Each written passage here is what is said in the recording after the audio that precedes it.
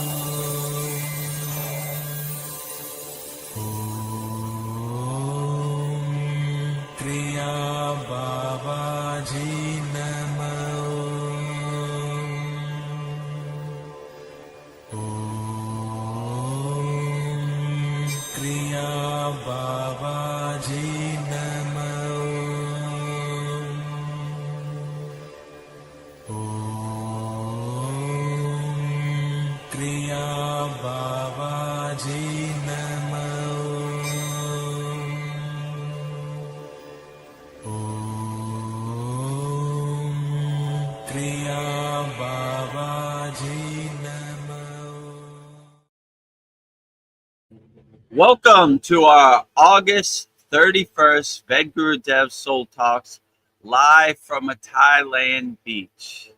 So welcome to our Vedagurudev Soul Talks live from a Thailand beach. As you can see, I'm live at a beach in Thailand. Those are actual real life Thailand palm trees. Those are real life motorcycles zooming by me in real time. So welcome to our August 31st, the last day of August, Vedagurudev Soul Talks. As always, make sure you subscribe to our YouTube channel at Vedagurudev. We're over 1,000 subscribers, so thank you very much to all of our subscribers who put us over 1,000 subscribers. But now, come to find out, to be monetized, we need 4,000 watch hours. So watch as many live streams, watch as many soul talks, Babaji quotes, Mantra Mondays as possible so we can be fully monetized. We're only halfway there, but we're going to get there. Also, discover the secrets of Kriya Yoga, 100% free. Go to freekriyayoga.com and join 700 like-minded yogis and yoginis from all around the world practicing Kriya Yoga, 100% free. And if you want the advanced techniques and master the supreme science of Kriya Yoga, go to KriyaYogaMasterclass.com. KriyaYogaMasterclass.com. So with that said, put all your questions, comments in the YouTube chat, and we'll answer them wholeheartedly on our August 31st Vedagurudev Soul Talks live from a Thailand beach. So let's get started. Namaste, Veronica. How are you today? Great. Namaste. Happy to be here. Thrilled to be here for yet another Soul Talks. Every conversation's like a Christmas present to unwrap. So today I am wearing some purple and white lilies. They have huge nice, stems. Very beautiful. It was a lot of work to get it in my hair. So I don't know. I think I made it work. So thank you, Vedagurudev. So maybe my Shakti energy will help open our crowns tonight with the help of these flowers. So sounds great. Yeah, that's the plan. So what's going on with me? I manifested a new job. I started this Wednesday. Nice. I've been having problems. Congratulations. Yeah. I've been having problems with my knee, so hopefully it'll be healed or manageable by then, but I've been doing the Dan Van Tree mantra with my new mala beads every day. So I'm starting to feel a little bit better every day. So Nice. just keeping it up. So yeah, using my tools in my toolbox. So Can't ask for more than that. yes. That's all we can do is create yogis and yoginis. Use our kriyas, put them in our pocket, break them out of our toolbox when the opportunity presents itself. In this Maya delusional, dense, chaotic world, it always presents itself Yes. on a daily basis. Like, hello there. It's Hello? me. Did you miss me? Are you feeling happy today? Let me shake that happiness up today. Like a snow globe. Shake it up. Yeah. What? Are you still happy? Come on. Yeah, so even though I'm starting my new job, I'm still like I'm like losing interest in making money, and most of the things in this world that I was taught that mattered, they just don't seem to matter to me anymore. But I'm gonna make money to like I don't know, to survive in this world, but I don't know, I want less material possessions, and I don't know, I want the I don't know, I'm just thinking about the freedom. I'm thinking about all the things I want to create to give to the world. I don't know, I was thinking like as your consciousness rises, I don't know, the world doesn't seem to have the same draw it used to have. I don't know, that's like one of the things, like I think as your consciousness raises, this world doesn't seem it doesn't feel and seem the same way it used to be. Like I don't have the same ambitions I used to have. So I don't know, I thought that was I interesting. would agree. Like, this happens to all yogis and yoginis. The glare of the material Maya delusional world doesn't have its pull that it used to have. You know, you don't want to be a hoarder and collect a bunch of stuff that doesn't really serve you in the present moment. All yogis, sadhus, yoginis, swamis, they travel light, only clothes on their back, maybe a little bag to hold some stuff, you know, some puja items. But yeah, you begin to see that the Maya delusional world tells you you need this, you need that, but you really, my guru used to say, travel light, Vedagurudev, no baggage, no baggage. Where's your baggage? You want to check your bag? No, I have no No. bag. It's a clothes. Huh? I just Most laughed. clothes on their back, just a little dhoti, you know, to cover their private parts. But Yeah. so once you start raising your awareness and get to a higher consciousness, you realize this whole world is a lie. This Maya delusional world is a lie. You need this, you need that, and you don't really need anything. You just need to align yourself with God, and everything would take care, you know? My guru used to say, Vedagurudev, you're a master of distraction. I go, what do you mean? He's like, your whole life, all you collect is all this junk and distractions, and you become a hoarder of lower emotions and material things.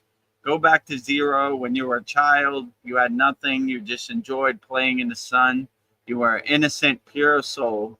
So that's what I aim to. And the more I are in the Maya delusional world, the more uglier it gets. And the more Yes. you see the pieces on the chessboard, you see them, right? Like everybody's pulling you and trying to steal your attention, and the slot machine of social media, right? Like, oh look, I got 100 views on my YouTube video. Oh my God, you know, I'm a big shot now. So they're master manipulators, you know, and they're constantly stealing your attention. Look over here. You know what Donald Trump said today? Oh my God. Oh, And no. oh my God. Remember Pamela Anderson from Baywatch? She goes out with Liam Neeson now. Oh my God. Wow. You know, Best news and ever. you just begin to see all this is this junk and, you know, mental Yeah. clutter, and you become a hoarder of unnecessary things you don't need, right? So my guru used to say, go down to your basement, clear out all the dust, open all the windows, and most of all all those pesky boxes blocking your doorway to God, throw them all away. They don't serve Yeah. you. Clear out all the junk in your basement, which is your mind, and let it be clear of all this unnecessary clutter and junk. It doesn't serve you. And you start to become a detached witness and see, like, oh, you saw what Kim Kardashian wore to the Grammys? It doesn't serve me. How is that going to do my inner work for me?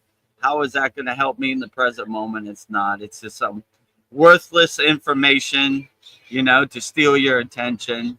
If Kim Kardashian's not in your family, it doesn't pay you money. What difference does it make? It's just junk, Yeah. It's just trash, So throw that trash away, do your inner work, do what serves you in the present moment, and you should be fine on the path, the spiritual path, the Kriya Yoga path. And, most people, like me included, when I got on the path of Kriya Yoga, how do I start? But if you want to know how to start, I made it easy for you. It's all on the screen right there. So pick which serves you the best. So, just plant that tree today. Not 10, you should have planted it 10 years ago, but don't beat yourself up about it. Let's get to work today, do your inner work. Start throwing away all that stuff in your closet that no longer serves you, Yeah. And never too late. It's never too late. Let's move forward. Yeah. Another thought I've been thinking about is, like, why would an advanced soul choose to incarnate to parents of low vibration? I don't know if I do get to actually choose my life and the parameters. I don't know. Me personally, I feel like I chose a really hard life. I don't know, and my wish for my next life would be to be born into high vibrational parents, maybe hopefully a yogic family, and meet my soulmate early on. I don't know, maybe have a yogic family and bring in high level souls to help wake people up. I just don't want to waste time like I've wasted in this life. I don't know. But maybe I needed to learn these things. Maybe our souls like hard lessons, but I don't know. Picked really hard to have. I would say in my case that I don't know why I did this, but I have the intuition that I did this. When I said I'm going to reincarnate, I said I want to go as far off the path as possible. Mm-hmm. I wasn't born in a yogic family. I wasn't born into no parampara lineage or any, had no guru and any of this stuff. So I don't know why I would do that. In hindsight, I probably shouldn't have did that. I made it extra hard for myself. Like, well, if this is going to be my last rodeo or my last couple incarnations, I'm going to go as far off the path as I can and see if I can find my way home.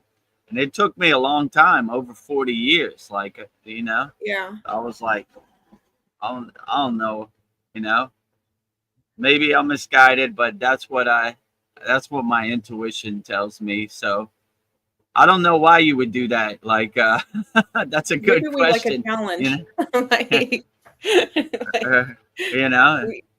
I don't know, man.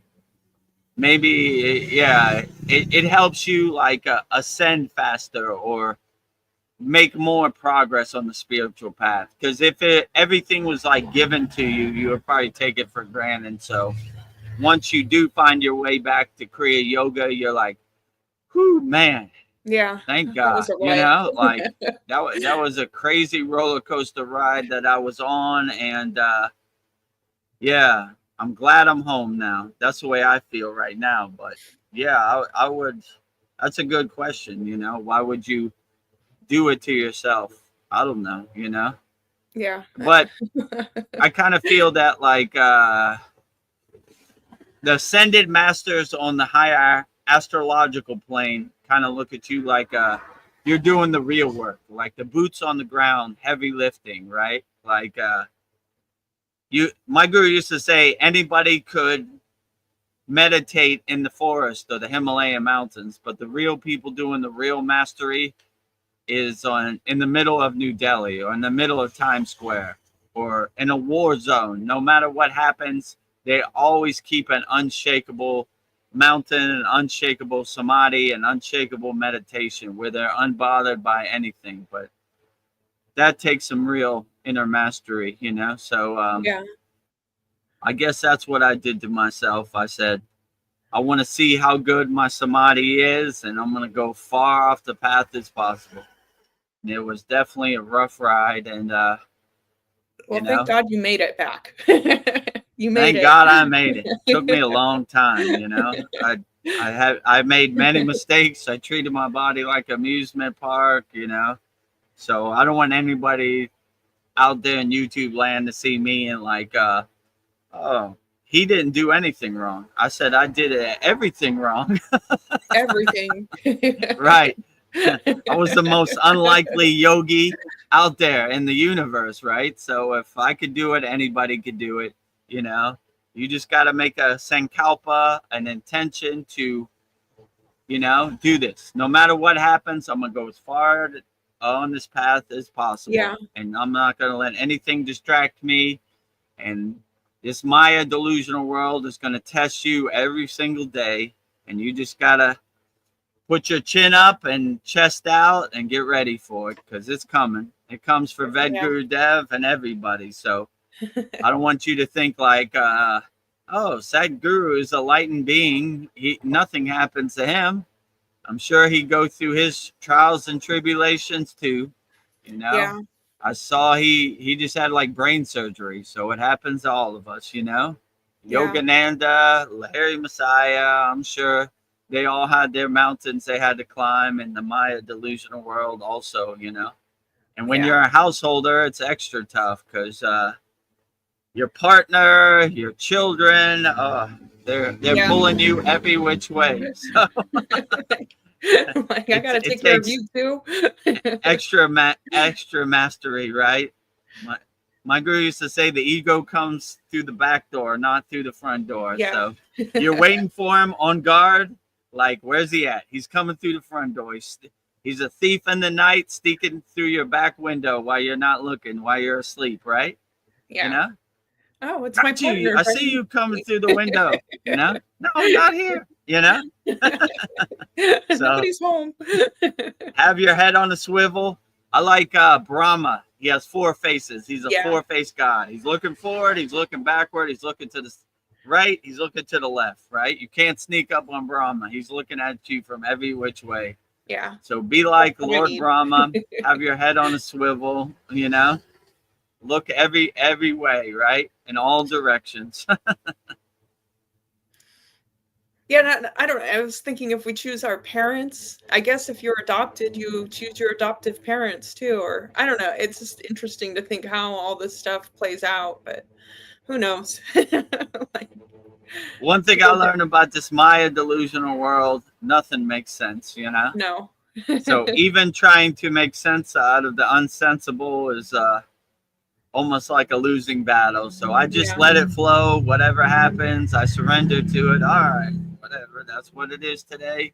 Let's get to work, you know? But who knows why any of these things happen and why you have to go through all this test and why this Maya delusional world is a physical school, you know, a dense school, a chaotic school, you know, who knows, you know?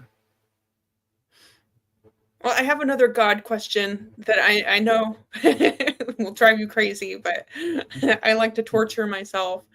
But I don't know if God has just always existed and Source has no creator. Did we exist with God before creation?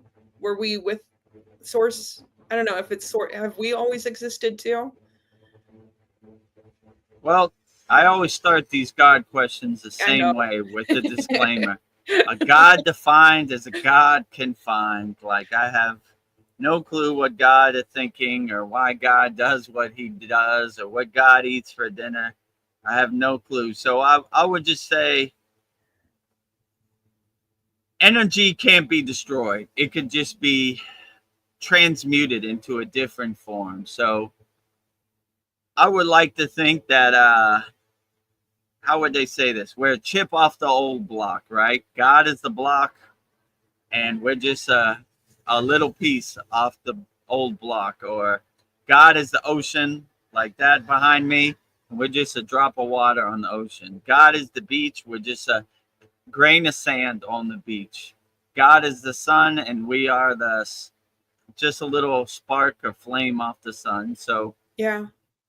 yeah, I would like to think that once you go through all your incarnations and you make all your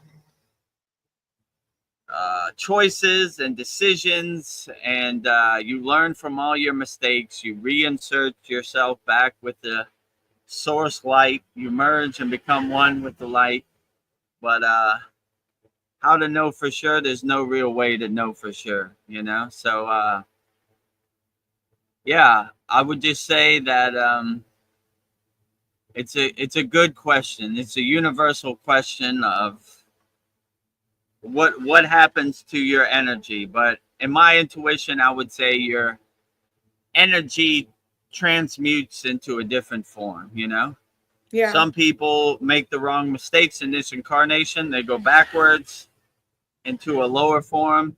Some people make the right decisions and they go into a higher form. So all the yogis and sitas, they would always do everything they could to extend their life. That's why they made these asanas, these physical practices. That's why they made pranayama and meditation, to master their physical vessel so they could extend their life as long as possible, so they could make as much progress as possible.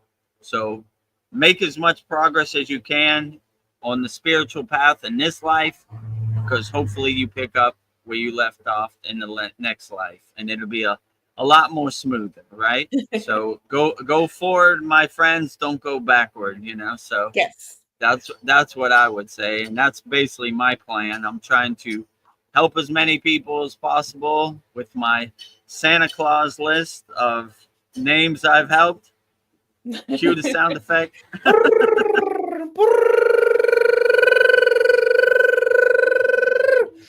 I'm getting better at holding it longer. And yeah, so when I go before the Council of Elders or in front of Babaji's Yagna, whatever the situation is, Vedagurudev, with your incarnation, how many people did you help? I helped all these people, right? The Santa Claus list, right? So, okay, you're undeniable. Come on, open the pearly gates. Come join Babaji around his campfire with all the ascended masters, all the Kriya yogis and yoginis who have transcended before you. Join the family. So, family. Yeah, I would definitely say try to do as best as you can, help as many people as you can, love as many people as you can, because in the astral plane or the Council of Elders or the pearly gates, however you define it, I highly doubt they're going to ask you what kind of car you drove or how many zeros you have in your bank account. That is all unnecessary. You leave all that behind. It doesn't define your soul.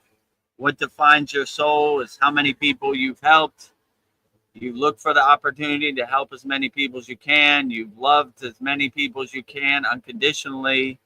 You did karma yoga, selfless service, fed as many people as you could, helped as many people as you could, loved as many people as you could, and that is the best path. I would say, So be the best person you can, and all this material things, Maya delusional things, aren't going to transcend with you. It has no meaning on the astral plane, So, whatever you did in this physical life, the only thing it carries with you is your loving, unconditional energy and your helping spirit, Yeah. Well, Sandy has joined us for our beautiful soul talks. Our beautiful soul sister, Sandy, says, "Namaste, guys. How are you doing?" I'm doing wonderful. Namaste, Sandy. Yeah, we're doing great. Outstanding, Another day to do it again. Yeah. And where I'm at, it's already September 1st. So Oh, yeah. yeah, a new month, a clean slate to learn from my mistakes of the last month and leave all that stress and tension from August Yeah. 2025 Bye, in the August. past. Water under the bridge, clouds passing in the sky. Bye, August. Bye bye, See you Felicia. later. See you Don't come back. later. You know, you no longer serve me. Water under the bridge. Keep moving. Is it possible to raise your consciousness when you realize you are consciousness? What is there to raise? I mean, is it all that is required is just to know who we are? I mean, what is there to Yeah, raise? when you raise your consciousness, you already have your consciousness inside you as you. Your higher self, your true potential, your inner work is just waiting for you to realize, you know? It's like waiting for you to acknowledge it, you know? So by doing these kriyas and these practice, you bring your soul to the forefront and all the lower instincts and lower vibrations to the background. Like most people walk around there. My guru used to say, most people are dreaming with their eyes open, you know? So they're just unaware of their chakras and their nadis and their shakti and their prana and everything. So they just dwell in these lower chakras. So we don't want to dwell in the pit of despair. That's why we're always bringing our awareness up, right? So we could Yeah. we could see the world from the penthouse suite of the crown chakra, you know? And we're not in the basement with all the rats and all the dust and, you know, the darkness, you know? So we're always bringing our consciousness up. But yeah, in my intuition, our consciousness is readily available. We just do these kriyas to realize it. That's why it's called self-realization. We're realizing ourselves. God realization. We're realizing God. We're unlocking our inner true potential. So that's basically what we're doing. It's always there. It's always dormant. You know, I say Babaji is 2 years ahead of me. I'm just catching up to Babaji. So yeah, you know, it's waiting for us to acknowledge it. And once you acknowledge your true potential, or even your spirit guides or your angels or who's ever in your soul family, then things start to happen right at that moment. Most people are just zombies walking around in the world, you know. All these so-called spiritual things are woo-woo to them. The Yeah. chakras, you know, pranayama, meditation, you know. But once you start realizing and you start getting a glimpse of your true inner potential, then you never want to let it go. So once I got on the path of Kriya Yoga, I was like, this is going to be my lifelong journey. And I'm going to go as far as I can to realize my true inner potential. So yeah, I would definitely say cut out the junk and focus, you know, keep your eye on the prize, as my guru used to say, right? Bring your soul to the forefront, and all these lower instincts, these desires, this anger, this jealousy, you know, this pit of despair that dwell in the lower chakras. Yeah. We're taking the elevator to the top floor, the crown chakra, the suite, you know, where we could Yeah. see Top the floor. whole city from as a detached witness, right? You know, Yes. and all I these like it up people here. on the street, on the ground floor, fighting each other and hurting each other. We look from our divine cloud, you know, Yeah. at all the, as my guru would say, the pigs rolling in the mud, you know, fighting each other. Let me tell you a story about God, and what do you think of Donald Trump? And we need to go to war and bring freedom to the whole world, and this type of fake narratives. You see the Wizard of Oz for who he really is. Yeah. Like, that Wizard of Oz with that fake playbook. I don't want no part of it. You know what I'm saying? Yeah. But yeah, every single thing out here is really pulling you in all directions. And they all hide under the cloak of, we're trying to help people, we're trying to build community, you know? But really, when you see behind the curtain, you see it's all Wizard of Oz. They're just trying to steal your money. So Yeah. have your head on a swivel, be like Brahma, four-faced God, see him coming from all directions, you know? And see the lie of the Wizard of Oz for Yeah. what he truly is, you know? But, you know, so when you can see behind the curtain and behind the veil, you see their motives are not helping, their motives are not loving, their motives is stealing money, right? And you can see it clearly because they basically say, hello, friend, do you want to make more money? You know, if you don't want to make more money, you kill their sales pitch. You know, I don't want to make money. I want to help people. Well, everybody wants to make more money. Not me. I'm good. I'm pretty satisfied. I'm pretty content where I'm at. You know, you know, Yeah, life the, is good. the Jehovah Witness of the Maya delusional world knocking on your door. Knock, knock. Hello, friend. Let me tell you a story about our Lord and Savior, Jesus Christ. Oh. You know, I save Nobody's myself. here. I do my own inner work. You know, you don't believe Jesus Christ is our Lord and Savior? No, I think Jesus Christ, wherever he's at, he's helping people. So I don't need him to come here and save me. I save myself. Oh, Yes. blasphemy, you know? Yeah, I save myself, you know? That's an ego play. God, I need you to come, whatever you're doing, drop the dishes and come and help me in the present moment. Yeah. Sounds like a gross ego play, right? Yeah. God is busy doing God things, you know? What? Like, I don't need him to come save me. I'm doing my own inner work, you know? What? The world doesn't revolve around me? Drop everything and help me. God, show yourself now if you're real, you know? God, I need help. Come save me. But when you have this discernment and this discrimination, you kind of see, right? No one's coming to save me. I do my own inner work, and I have the tools in my toolbox no matter what is the situation. It reminds me of when I went to India. Before I went up the Himalayan mountains, they made me sign a waiver. If I die, we're not coming to save you. And that was a good analogy. Like, you save yourself.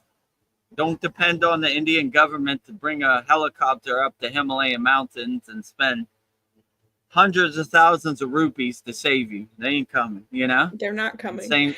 Same thing, right? I saved myself, you know? If God does come, I said, yeah, God, I'm okay. You know, don't worry, you know? Okay, carry on. You got way more important fish to fry than Vedagurudev, you know? Not necessary. I don't need an audience. If God gives me an audience, that would be great, but I'm not expecting it or asking for it, you know? Yeah. Carry on, God. When I do my puja or my offerings, my prasad, I tell God he's doing the best job of all. Keep up the good work. What I need, nothing. I'm good, you know? Yeah. God is doing the best job. All the glory to God and service of God on his mission. So keep up the good work. You know, Babaji, it's not necessary for you to show yourself. I'm doing good, you know? Yeah. Well, Sandy has a great question for you. She says, here's a question. In the past, I cut off people, I ghosted, as they call it. Do you think karmically we would benefit from reaching out to these people to explain our reasoning for disconnecting? That's a great question. I mean, not really, because karmically, when you ghost somebody, it's almost like taking the trash out to the curb. I saw on Instagram one time a thing I really like a meme. It says, when someone unfollows you on Instagram, it's like the trash taking itself out. So karmically, by letting toxic people go, you clear the path. You don't want their trash to become your trash. So these are karmic lessons that they should learn, not that you should learn. By clearing the path and getting their negative energy, their energy vampire, sucking your energy out and lowering your vibration. You're more taking the higher path, you know. So I don't know. It's up to you. I wouldn't try to explain myself to anybody. If you ghosted people or let people go in your life, it's probably a true blessing. You probably feel lighter on your feet, you know, you less baggage to hold. So I would definitely, you know, I wouldn't worry about it. You know, the way I look at karma is that it's something there, but I don't really do my sadhana, my yogic practices to burn my karma. It's kind of a byproduct that just happens, you know. So like whatever karma you have in this life, just you can never go wrong loving people unconditionally, helping people unconditionally. This is a byproduct that burns your karma. So I don't really think about karma too much. It's not really a thought in my mind. It's like if a tree falls in the woods and I didn't hear it, did it really fall? So that's how I look at karma. I do my yogic practices, and as a byproduct, it burns this karma, you know? So I don't try to create more karma in the present moment. I don't, you know, I don't worry about future karma, because if I don't create more karma, there is no future karma. So I just, focus on all the stupid stuff I did in all my past incarnations and burn that big landfill, that trash mountain I have right now. So that's what I'm doing by doing my sadhana every day. So yeah, I would. In yoga, they say we don't let other people's karma become our karma. So if other people treat you bad, cheat you, steal from you, that's their karma. They have to look at themselves in the mirror when they go to sleep, you know. So I wouldn't let other people's karma become your karma. There's many stories in the yogic tradition of people not interfering with other people's karma, because that's their lesson they have to learn, you know. So we don't want other people's karma to become our karma, so we don't interfere and kind of stay out the way. So yeah, I wouldn't let, if you ghosted people, I wouldn't feel guilty about it. I would just be like, it is what it is. Probably a true blessing. You should probably ghost more people out here, because there's a lot of, you know, travel light, my friend. You don't need any of these people. They don't really serve you in the present moment. So I wouldn't feel guilty about ghosting anybody. Ghost more people, I would suggest. Well, Sandy says that in her case, it has been many years since I've connected and would prefer not to reach out. But I wanted your take on this. Sometimes I feel I want to explain myself, but I know they likely haven't changed and will project onto me aspects of themselves they refuse to see. Yeah. Yeah, I wouldn't feel guilty about it. My guru used to say, guilt is an attack on your soul. Whatever you do not feel guilty about anything. You did what you did, and that's the way it happened. He said guilt is like stabbing your soul with a knife. So we don't feel guilty as yogis or yogini about anything, right? We did what we did, and that's what we do. So no matter what you do, never feel guilty about anything, right? It happened the way it happened, and we just move on, water under the bridge. So you know, yeah. Sometimes you feel like you want to explain yourself, but most of these people aren't worth explaining yourself. Yeah. These things, these people come in and out of your life. This is the way life happens. Don't feel guilty about it. Don't attach to it. Just say, people come, people go, you know? Like, I used to think like, friends I went to kindergarten with, I no longer see, you know, this is the life, you know? People come, people go. The way I handle it, or the way suffer comes, the way I attach to it. If I just see the Maya delusional world on the stage of the universe, this is how it happens, you know. People used to be best friends with, you no longer see. People who, you know, are in your family, you very rarely see. And this, don't get attached to it. This is the way this Maya delusional school ground works, you know. Who can explain it, you know? So don't attach to it, you know, don't have any expectations. Just enjoy it for the time it is. You know, I'm grateful for the times I do have, not for the times I don't have. So Yeah. most people suffer because they want to extend it. They have that fear of loss, like, oh, I'm going to lose this person. I'm going to lose my life. I'm going to lose my car. I'm going to lose my money, whatever, right? But if you just see it like on the movie screen of the universe, you know, just some pictures passing by, you really won't suffer. So, yeah, I wouldn't feel bad about ghosting anybody. It happened the way it happened. And, you know, if they want to come back in your life, they should make the effort, not you, you know? Yeah. You have good, pure soul energy. So I wouldn't welcome the devil back into your house, you know? People have lower energy, cheating, hurting, gossiping, energy. It's probably better to trash take itself out, you know? Stay where you're at, you know? Yes. Sandy has a compliment for me. Thank you, Sandy.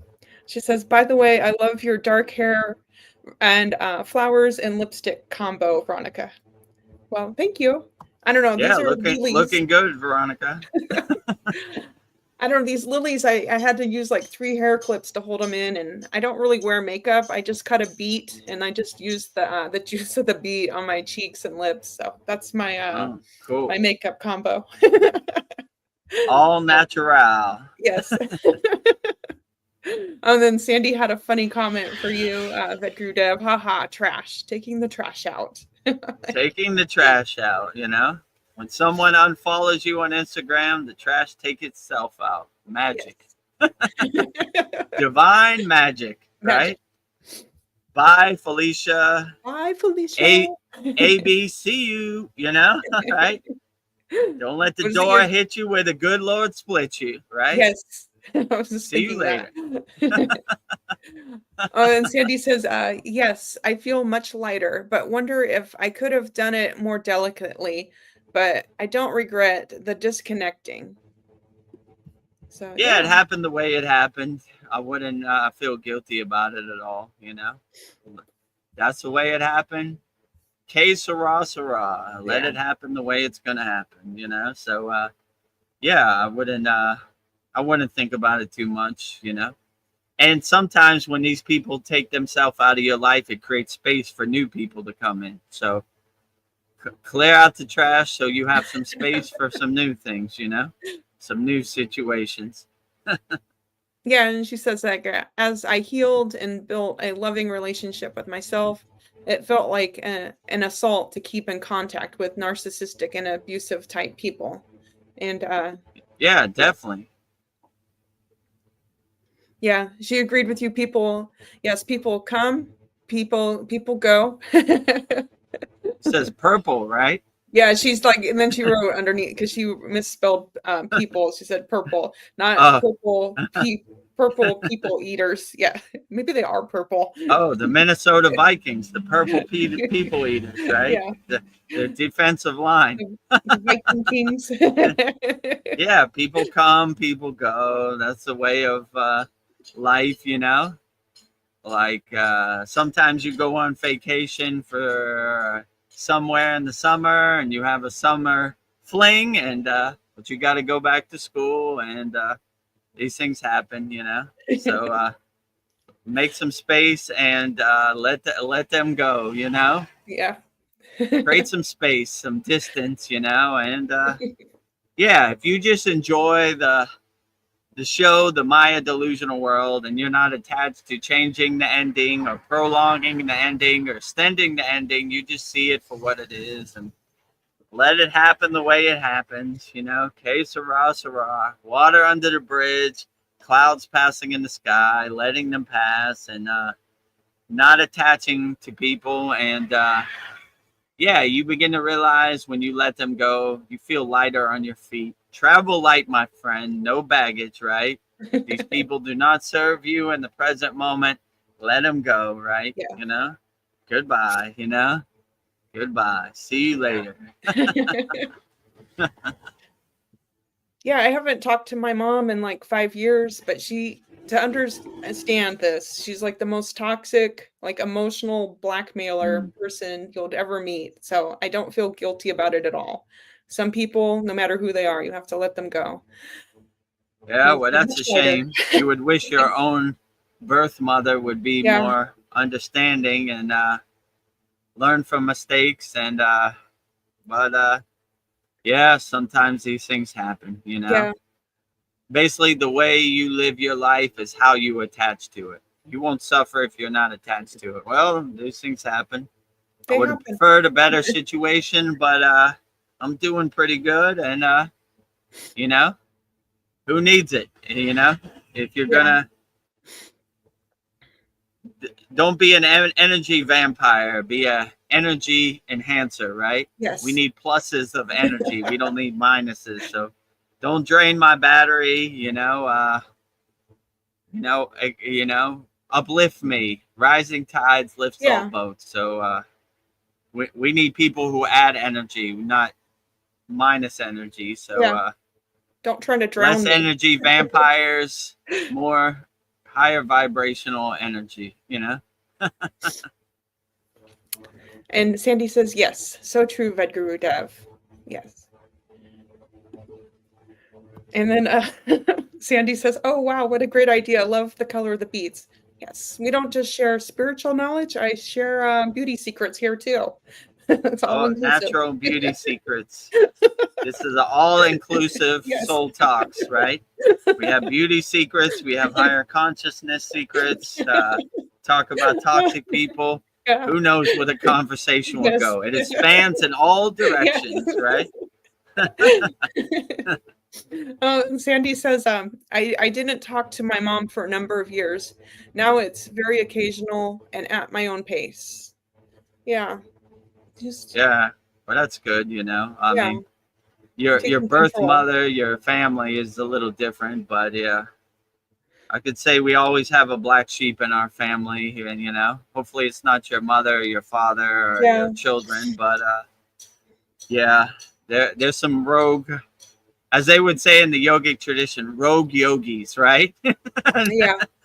There's some yogis on their own time, you know, Yeah. some questionable things that come out their mouths, but you know, whatever, you know. Yeah. Just collect what serves you in the present moment.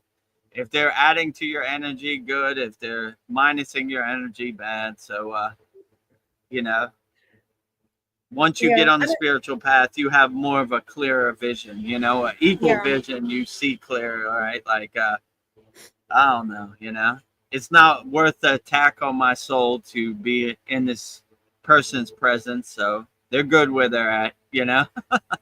Yeah. I just like hurt people. So I just, Right. Change yeah. your ways and maybe we could talk again, you Yeah. know? Trying to sell me the same used car you sold me 10 years ago. No thanks. Learn from your mistakes. Be a better person.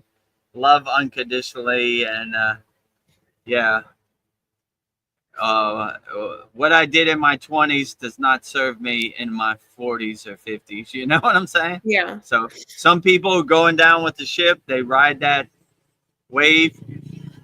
I'm right, you're wrong the whole way, you know. Some people pivot, change course, change directions, and say, no, that's not the way, you know. And that was my case too, you know. I said, yeah, the way I was living my life pre-Kriya Yoga was not the way. I Yeah. was eating my own poop, you know. So I no longer want to eat my own poop. I No. stay light on my feet.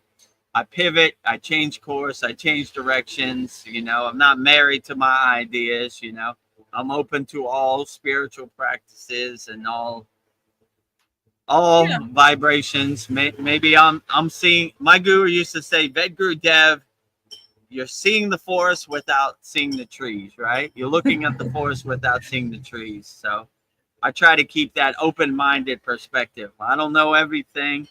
If you have some good information, please, by all means, let me hear it. in our last sad song, Paul said,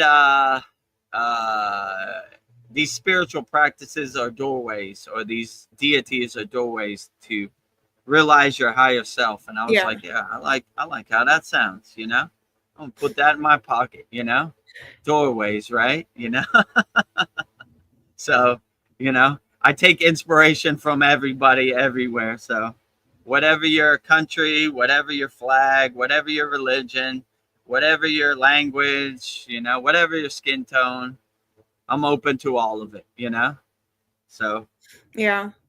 lower vibrations and instincts you could keep to yourself, but if you got some higher knowledge, it helps my journey and put some wind under my Superman cape, then I'm all for it. Yeah, and Sandy says that it's taken years of space, has also affected the energy she brings to the table now. Surprisingly, she has changed a lot, but for years I was no contact, and that was what was needed. Honoring the process is key. Yeah, sometimes it just takes time. Maybe I'll talk to my Yeah, mom after a while. yeah. Sometimes people are in divine timing. They're on their own timing. You just give them the space, you know. Hopefully they come around, you know. So, you know, you can't if you're on spiritual time, divine time. You can't expect other people to be on your time. Yeah. It's up to them to learn their mistakes and catch up to you, you know. I have a 15-year-old daughter who will be 16 in another week, and she's on her own timing. So I'm here Yeah. whenever you need it, but you got to raise your vibration and, you know, get here. So Yeah. it's a work in progress. You Yeah. know, It's a I think journey. when I was 16, I definitely didn't want to hear anything about God or anything. You know, this was all crazy woo-woo talk to me, you know. So I try to keep that open-minded perspective, right? You know, it Yeah. took me many years to get on the spiritual path, and when I was 16, I definitely wasn't thinking about anything besides Star Wars and A-Team and skateboarding or whatever, you know. Yes. The things that God was you think not in about. my conversation when I was 16 at all, zero, right? You know. Things that the 16-year-old boys think about.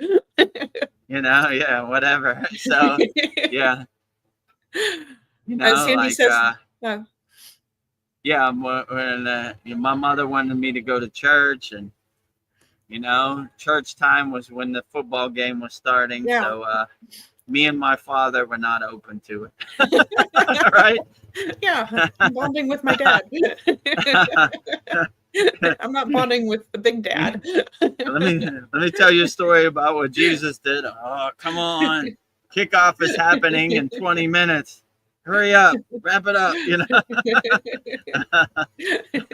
You're killing my Sunday with all this God talk, you know. So, but now I have a better perspective, you know. I'd rather hear what Babaji said than see the football game, you know. Yeah. Now you have a different dad. I have a different divine father, divine Yes. mother.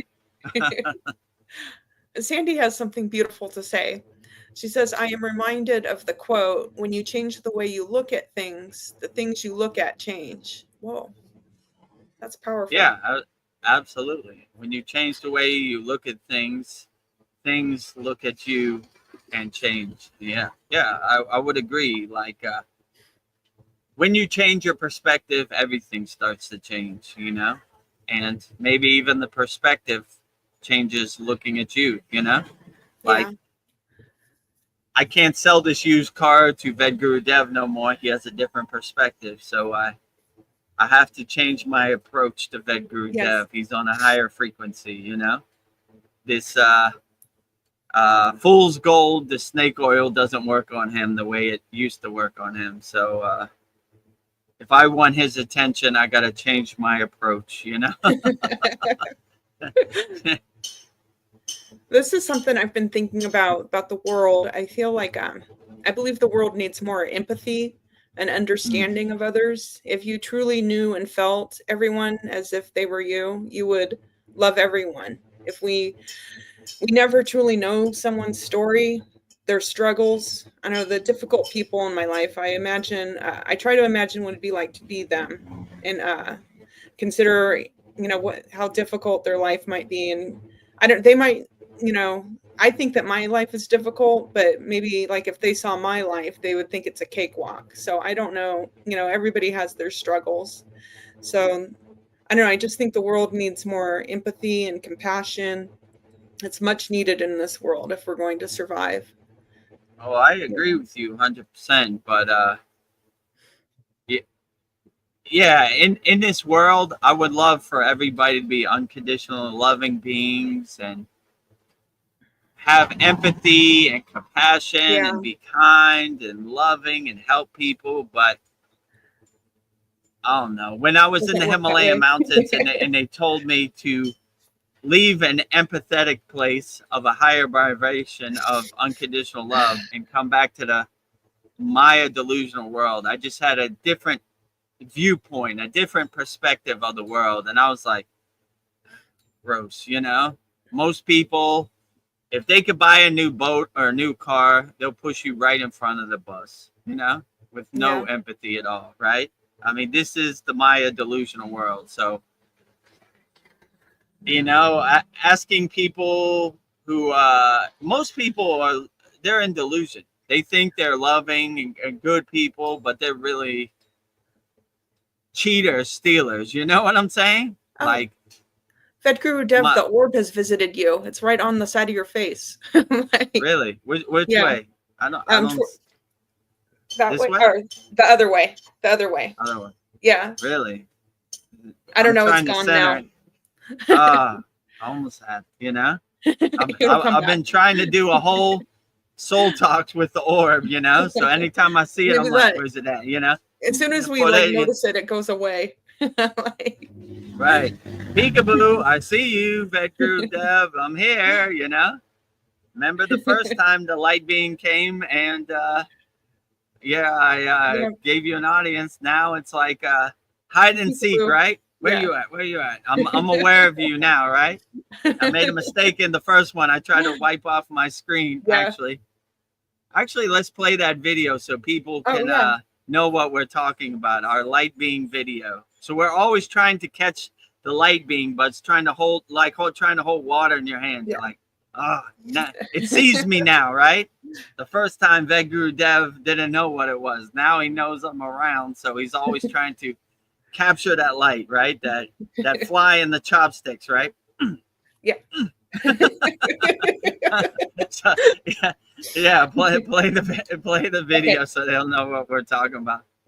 When you focus on the mantra, you don't have time for the distractions or the monkey mind or the mental clutter. So it's helpful to focus on the monkey on the physical mind. Do I have a big light on me? Yeah, there's right a glow, like a white orb on your face. Where's that could be Babaji. Is that Babaji? Like an orb on your face. It could be, Oh, that's interesting. I just saw that too. I was wondering if it was my computer screen. I was thinking maybe something was going. Yeah, it's like this white light right on your head.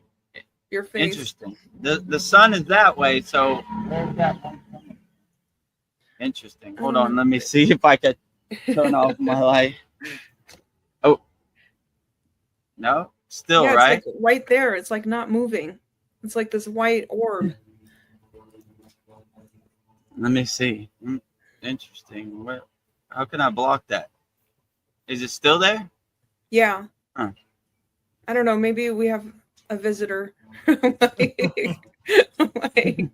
Welcome to our soul talks. If you have any questions, orb.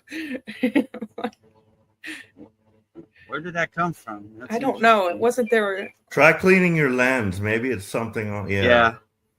I'm gonna try to clean it off. Is it better now? It was something on the lens. Probably it was some bird poop, like a flying bird just like dropped a gift. Really? It was like some sand or something. I don't know. Who knows how this crazy stuff works. Yeah. I was like, look, I'm ascending. I'm turning into a Yeah. light being in real time. Yeah. Somebody please record this so they can We've show got other people. evidence. We have evidence of Maha Samadhi. Vedagurudev is turning into a light beam in real time. My time is up. See you later. Goodbye, cruel Maya delusional world. Bye.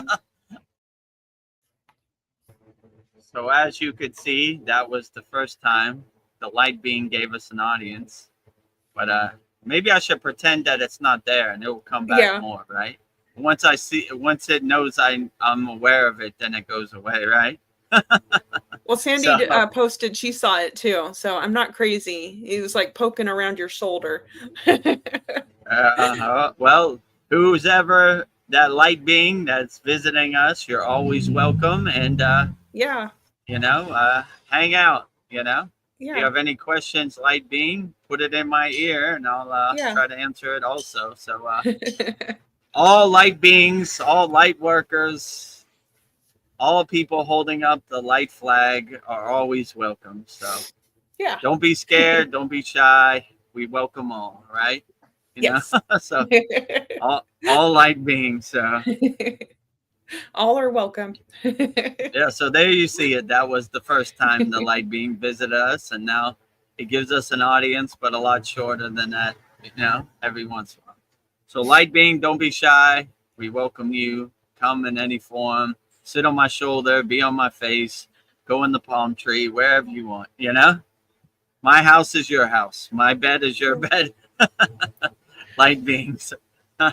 So Sandy's. what were we talking about before the light being? I forgot. Oh, we were I lost talking my about train of having thought. compassion in the world. About it would be nice if we had compassion, but it just doesn't work that way. Yeah, I mean, a lot of people see your compassion as weakness, so they use it as an opportunity to steal your money, trick you, cheat you. But just have your head on a swivel and be aware that these tricksters, these 3-card money players are out here trying to separate you from your money. And Vedagurudev is no exception. They always come under the cloak of, I'm trying to help you. I'm trying, this is about loving people and community. But when you really see the Wizard of Oz behind the curtain, you see that 95% of the people in the world, which is a shame, would throw you under the bus if they had the opportunity to buy a new boat or a new car, which is gross, Yeah. If someone showed up at my house with a Brinks truck of gold bars or $5 million, whatever, and said, you had to hurt this child, push this child in front of the train and I'll give you this money. I said, no way, you crazy as hell. Get out of here, devil. So, but the other people don't have that energy. Like, you mean I could have a boat if I did this to this child? Goodbye, innocent soul, So I don't understand it, but yeah, I wish for other people to be more compassionate, but it's got to be a exchange of energy. I be compassionate to you, you be compassionate to me. We're collectively compassionate worldwide, helping people. But you take from me and give nothing back, no thanks, Yeah. Energy vampire, So Well, if you want compassion, you should give, in return, right? So don't be a stealer, a cheater of compassion, be a giver of compassion. Yeah. Well, speaking of compassion, YouTube should have more compassion. Sandy says that I noticed Chad's channel is gone again. Oh, it's back. Oh boy, here we go. It was only 24. Groundhog Day has presented itself. Oh, it's back, right? Yeah, it was only, I guess it was gone, and now it's back in 24 hours. Oh, it only has 24 videos. So, yeah, like I told you, it looked like a bunch of his videos were deleted. So, well, yeah, it looks like his most recent videos are not there. Yeah, I saw that too.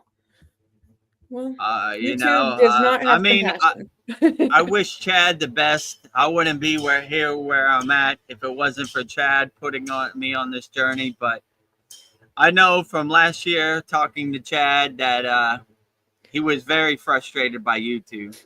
Actually, I saw one of his videos where he was interviewing somebody on a live stream, and at the end of the live stream, he was like, "F you, YouTube, F you." You know, he lost it. He like lost his marbles, and you know, Oh, he lost it, right? And yeah, I believe me, YouTube, who could figure this out, right? So I was like, yeah, if we get 1,000 subscribers, we can give Sandy the super chat and give Sandy the buy a coffee, whatever.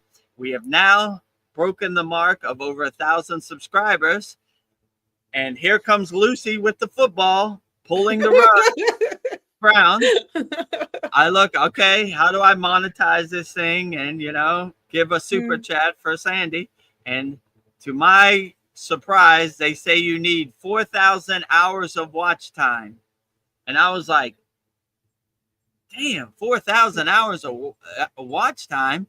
How many videos would that be? So we're at about, I don't know what we're halfway, at, 1,700. We're like halfway home, but still, like, yeah.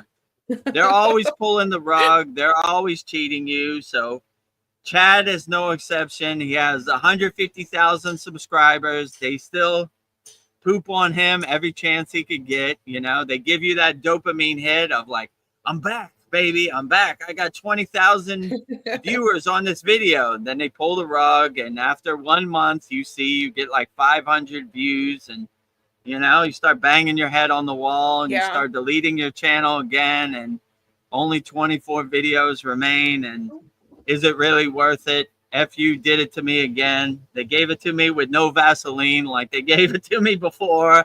And, I spent 8 hours editing this video, and what's the point? I get 200-300 views or 500 views or 1,000 views, whatever, So it's frustrating out there, I agree, but in our case, we're going to keep showing up. 1 view or 1 million view, it doesn't matter to us. So if you show up, we'll show up.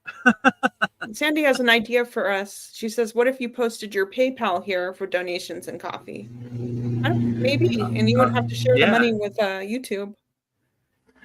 Yeah, is that a possibility? Yeah, maybe I'll research that after I get off here.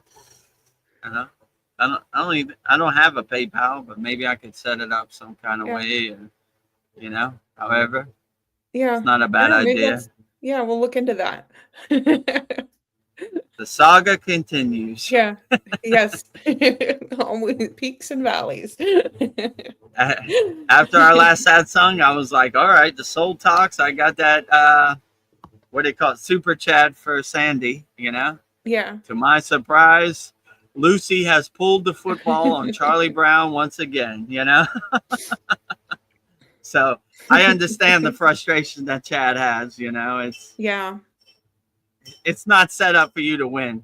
The digital slot machine of social media, and YouTube is that way, but they're all that way. When you really start to look behind the curtain and see they're all that way, they all like share your photos with your friends and family, but they're data mining your data and selling it. That's how they're so rich. And the Wizard of Oz is here, and it's not really set up. It's set up for them to make money. It's not set up for you to make money, right? So they have all these hurdles, these impossible goals, right?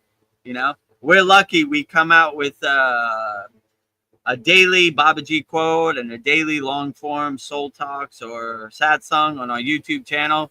But if you make 1 video a year, how long would it take you to get 4,000 hours of watch time? You make a 10-minute video, right? Like, it'd take you like 500 years to be monetized on YouTube. And they sell you this dream, like I don't know, if you start an Instagram, you'll have 10 million followers like Kim Kardashian, And then you look and you have 10 followers and you're like, man, this is BS, you know? Like, what? You know, they sell the dream, you know? Like, the 1% has 10 million followers. Regular people like me and you, we got 10 followers, you know? That's just how it happens. Same on YouTube, right? You work all day. I'm going to make the best YouTube video I can. Gets 20 views. And you're like, man, forget this, you know? Yes. This is fake. It's fairy dust, though. You know, it's not only YouTube. It's like that for every platform, right? You know, you see, like, if I show my body on OnlyFans, I'm gonna be a millionaire. No, you won't be able to buy a stick of gum at Walmart tomorrow. You know, other people, the 1% make the money. 99%, you know, can't even pay their electric bill. You know, so this is how it's set up. So when you begin to see the pieces on the chessboard and the Wizard of Oz behind the curtain, you see what it is. So yes. You know, sorry about that from my brother Chad. Yes, I'm sorry, you know, Chad. but newsflash, they're pulling the rug. Lucy is always pulling the football on Charlie Brown. You know, and they look for the opportunity to laugh at you. I know what we're gonna do to this guy Chad. We're gonna give him 20,000 views and slow drip it down to 0. We like to torture people. Right, torture. We're gonna torture Chad. He's gonna bang his head on the wall. He's gonna delete his channel. He's gonna delete all his 10,000 videos and only leave 24. We got him again. We pulled the football on again. Ha ha, Charlie Brown. You know, but yeah. Once you see the Wizard of Oz behind the curtain, you know what it is. Like, good one. I see you, ego. Yeah. You know, you got me again. You know, I would love to go into the Peanuts cartoon and just hold the football. Kick it, Charlie. Go. Kick it. Lucy's strong, you know? Kick it. Can we just get the football kick today, right? Today, we kick the football. It's a new month, September 1st. Today, we kick the football fly. You know? Let that football fly. Field goal. You know, touchdown, whatever. Field goal, right? Right down the middle of the uprights, you know.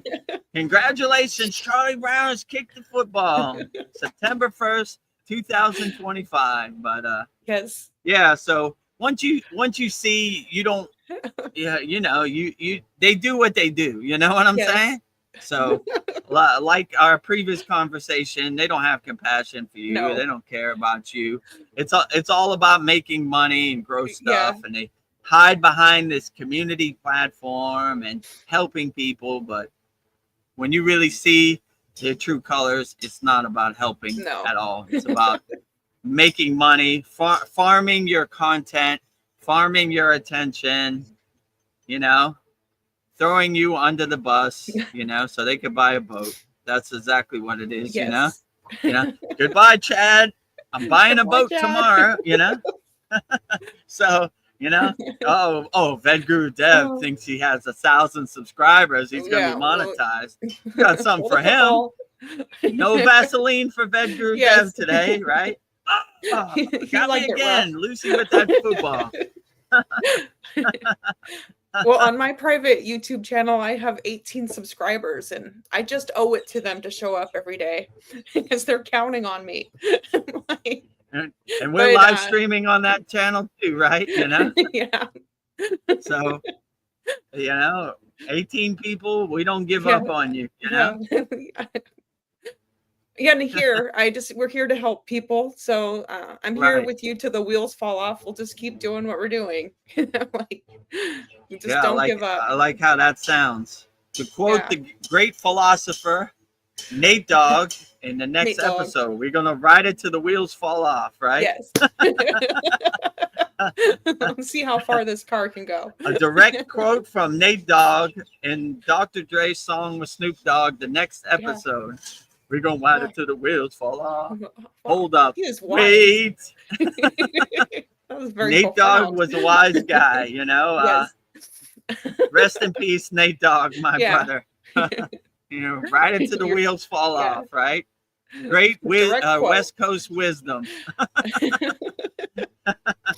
I don't know, something I've been thinking about is like smiling more. Yeah. Like I can just with a smile, I can like touch people and without seeing a word, like I can change the energy with just a smile.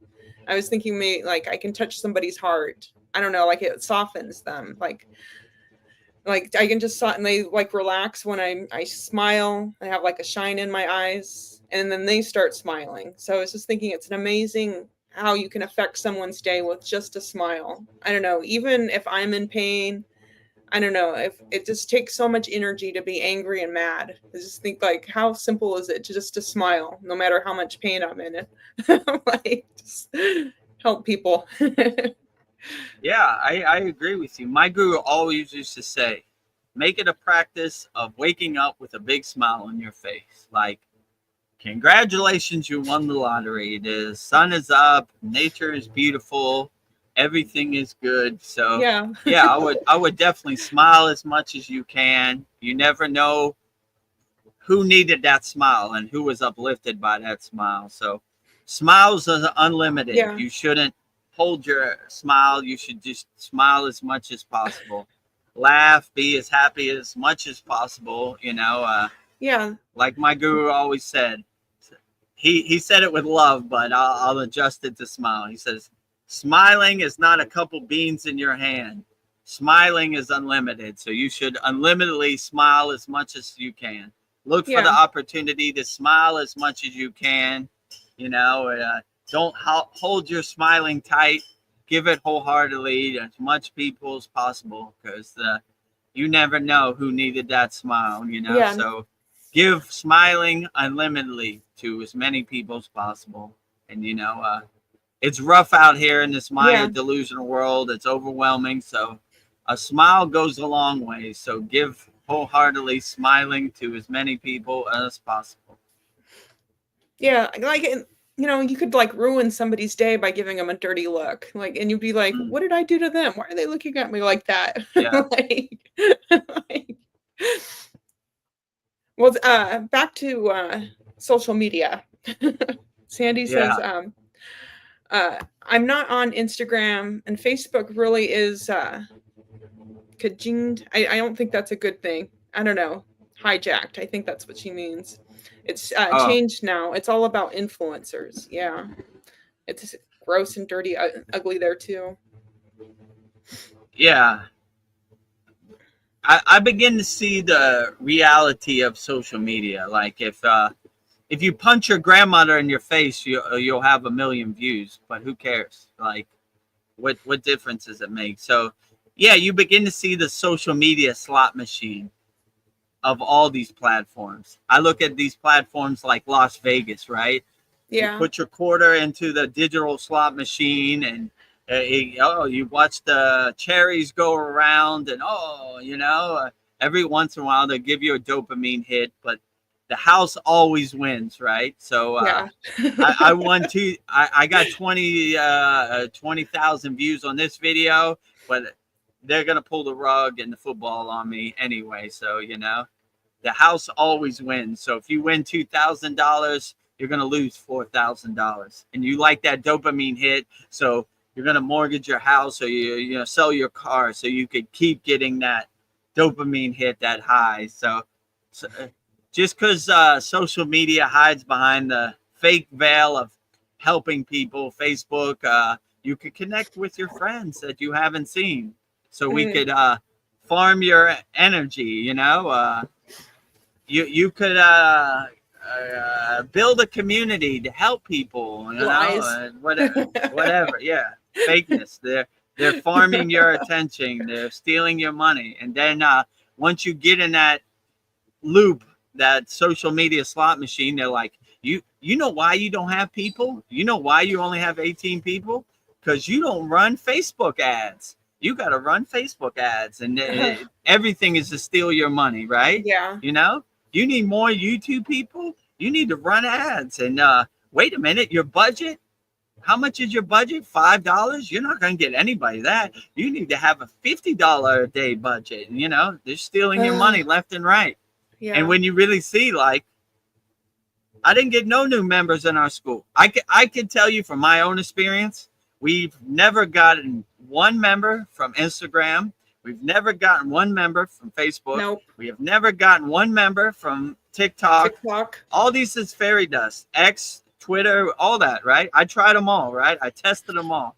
The only thing we have success with is YouTube live stream and YouTube daily videos, you know? Yeah. Besides that, all this other stuff is fairy dust. I wouldn't believe any of it. You know? If you want to post your pictures on Instagram so your friends can see it, that's fine. But it ain't going to generate no income. No. It's not set up to generate income. And, you know, like, so, you know, just see the Wizard of Oz for who he is, and you'll be better off. But, yeah, the liars telling lies, you know, they're making money off your data. And, you know, if you open Instagram, you'll be like, I think I need an air fryer. Magically, there's an air fryer ad. They're listening, I guess. I don't know how they're listening. I'm like,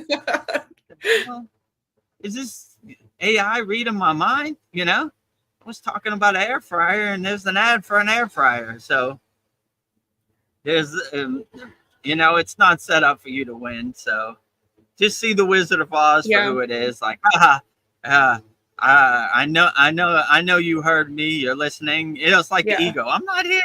I'm not here. You know, I heard somebody say the best lie the devil ever told was he's invisible, right? Not here, devil. Oh, you're crazy. What? You have a problem. And I always like they shift crazy. The blame on you, right? No, you know why you have 18 people? Not because our platform is a lie. It's because you don't run ads, you know, or it's up to you. You know, you need to make more videos about air fryers, and then you'll have 1 million views. And, you know, it's all fake and fairy dust. You're like, and then you start getting in your head, right? Like, maybe I do need to make some videos about air fryer. And the next video you see, hello, it's Vedagurudev. Today I'm going to tell you about an air fryer. And you're like, what the hell happened to Vedagurudev? He lost his mind. He used to talk about Kriya yoga. Now he has a video about air fryers, and you know, it's because you know. So, you know, I don't know, you know. Yeah. Well, like I said, most of these people, they'll, you know, they'll push you in front of the bus with no compassion, so they can buy a boat. And social media is, you know, they hide behind that, like we're helping people, we're connecting people, it's family, it's community. It's none of that. It's you know, get in front of that bus so I can get a new boat, you know. Basically, like crabs in a bucket. And, you know, it's sad because, you know, people get addicted to these dopamine hits, and you know, and when they pull the rug on you, it's probably a lot of people who aren't here right now because got too attached to it and got depressed, you know, and did something they shouldn't have did, you know. So, but they don't care. How are they going to help the family? How are they, you know, they're not, you know, a casualty of war in their mind, right? Yeah. Another number in their playbook, you know. You could see very clearly on the mainstream media when the C word thing happened. They're told tonight, you know, it's to lower your frequency, and you see they don't care about us. It's another number in the book, you know. So don't give it to them. Don't play their game, you know. If they need to buy a new boat, who cares? Don't give it to them, you know. Yeah. You know, they're not in your family. They don't care about us. So let them go, you know. Water under the bridge. Well, our friend Zain Ahmed, he's back again. He says, hi, Gurudev. Namaste to everyone. Namaste. Namaste, Zain. Good to have you back. Yes. If you have any questions, put in the YouTube chat. We'll answer it wholeheartedly. All questions are welcome. All questions are welcome. Well, nobody has any questions, so I'll give you a question. I'm trying to find the question banner. Oh, there it is. Oh. Okay, there. Have a question you would like answered live, type it in the YouTube chat. Yes. Oh, congratulations. Applause. Anybody has Yes. questions, we have sound effects now, Yes. right? So Yes. we'll give you applause. Oh, fun. We have laughter. If you have a funny question. Yes. I forgot about that. I just remembered. Yeah. And if anybody So asks who your guru we is, look for the opportunity to play our sound effects. Oh, I'm under arrest. I'm in Kriya Yoga jail. Who is your guru? What is your Yeah. lineage? What is your para? Oh my God, I'm in The Kriya Kriya Yoga police is jail. here. The Kriya Yoga police has arrived. I hear the sirens. All right. Oh my God. Yeah. How Right? are you qualified to teach Kriya Yoga? Oh, the police has arrived. Did you teach your students samadhi? That's not allowed. It's not allowed. You got to go to Kriya Yoga jail. Yoga jail. Yeah, you cannot help people. They need to be initiated before they could get any of the kriyas. I am not worthy. I am not worthy. Oh, Sandy loves it. She's clapping.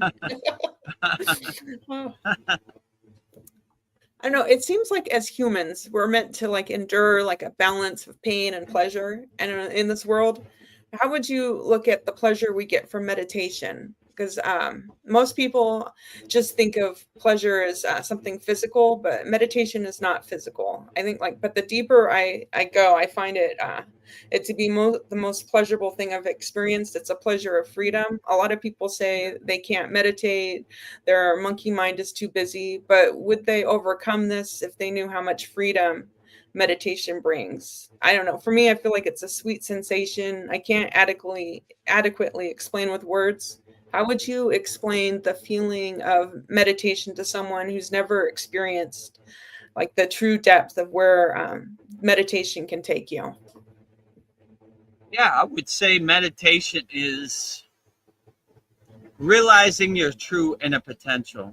I always like when my guru used to say, when we meditate, we're having tea with God on our crown chakra. So it's basically having an inner meeting with yourself and contemplating inside you as you, and just emptying your mind and being silent, where you could silence is the best teacher, so you could get the answers to your question inside you as you.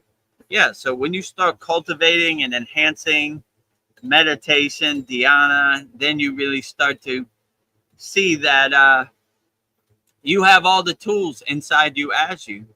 All you have to do is realize it. So yeah, when you start meditating, then you start realizing your true inner potential, and you realize that meditation, happiness is all inside you as you. It's internal, it's not external. Most people look for happiness externally or bliss externally, but as yogis, we enhance our bliss internally. So we always look for the opportunity to do our inner work. So when you realize you don't have to get on an airplane, you don't have to spend money, you don't have to go nowhere, all you have to do is sit on the side of your bed, close your eyes, and you'd be surprised. You could realize your true inner potential, go to your happy place. Yeah, so yeah, it's a true blessing to be a meditator in this crazy Maya delusional world. And you begin to see that answers are not out there, they're in there. So, when the C word happened, I asked my guru what to do. He said, if you can't go outside, go inside, So words of wisdom from my guru. So I use the C word as an opportunity to go inside and go deep inside myself and do my inner work. Yeah. Which was a true blessing. So yeah, I would say people who haven't experienced the bliss of meditation, then give it a try. And if you don't know how to get into a state of meditation, then on the screen we have everything. You know, we have a barrage of tools to help you on the spiritual path. Because I remember when I started on the spiritual path, I didn't know where to start. How do you start? You know, so I took all the bumps so you don't have to. In our free school, freekriyayoga.com, we have a beginner mini course, and you know, all these satsangs and soul talks are on there for free. So you could definitely get some tools to help you get started to integrate into your life. And yeah, subscribe to our YouTube channel, watch all our videos. We have daily Babaji quotes with me and Veronica, very inspirational. I like them too, you know, it inspires me. And we take one question from each soul talk and the satsang, and we upload it daily. So yeah, and if you're ready and you think you want to go to the advanced techniques, just go to our Kriya Yoga Masterclass, kriyayogamasterclass.com. And Yes. yeah, and I'll personally coach you and walk the journey with you, and you'll be surrounded by like-minded yogis and yoginis, and you can ask questions on screen like Veronica is now. So Veronica is one of our A1 Day 1 members, so she can give a good testimony and attest to the fruits and benefits of practicing Kriya Yoga wholeheartedly. Plus Yeah. Paul, Mariana, we have a very loving Kriya Yoga Masterclass. So, but you know, I'm not trying to sell you a used car or pitch you. You pick what works best for you. We're here if you need us. I don't know. For me, I feel like meditation gives you a freedom that you never knew you had, and like if I had a question, you really do make yourself available at all. Whenever if I had a question at 3 a.m, you would probably answer it. So you do make yourself available.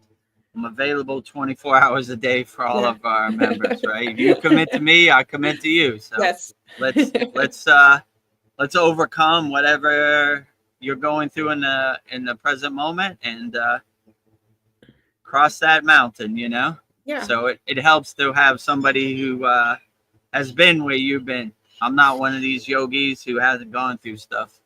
First 40-something years of my life where I was just like you, you know?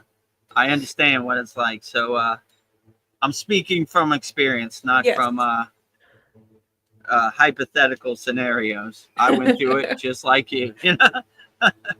So well, we have our if you want the freedom of meditation, it's all on this screen right now. Well, we have a Day 1 A1 member here, Paul Frolak. He says, "Namaste, yoga family. Namaste." Namaste, Paul. Welcome from the Lone Star State of beautiful Texas. Yeah. Everything is big in Texas. Yes. The Lone Star State. Yeah. I hope you're doing good, Paul. I hope you're doing good, Paul. If you have any questions or any insights, feel free to put it in the YouTube chat. We answer them all wholeheartedly. So this is something I've been thinking about. Like Mount Kailash, it's not easy to get to. And I was thinking, what do you think about the idea of it being a place where all the spiritual knowledge is stored, and it's just waiting for those that are worthy and responsible enough to receive those downloads, the transmission of information? And like if you're at a low frequency, you would not be able to receive that information. And I was thinking of the statue that you touched its feet, nobody else could touch its feet, and it affected you for a couple days. I was thinking a lot of people can't climb Mount Kailash, and I was thinking maybe Mount Kailash doesn't let you climb it unless you're ready to receive those blessings. I don't know. I mean, I would say Mount Kailash is probably forbidden for everybody. Has anybody ever climbed Mount Kailash? So they would say Kailash is the abode of Shiva, right?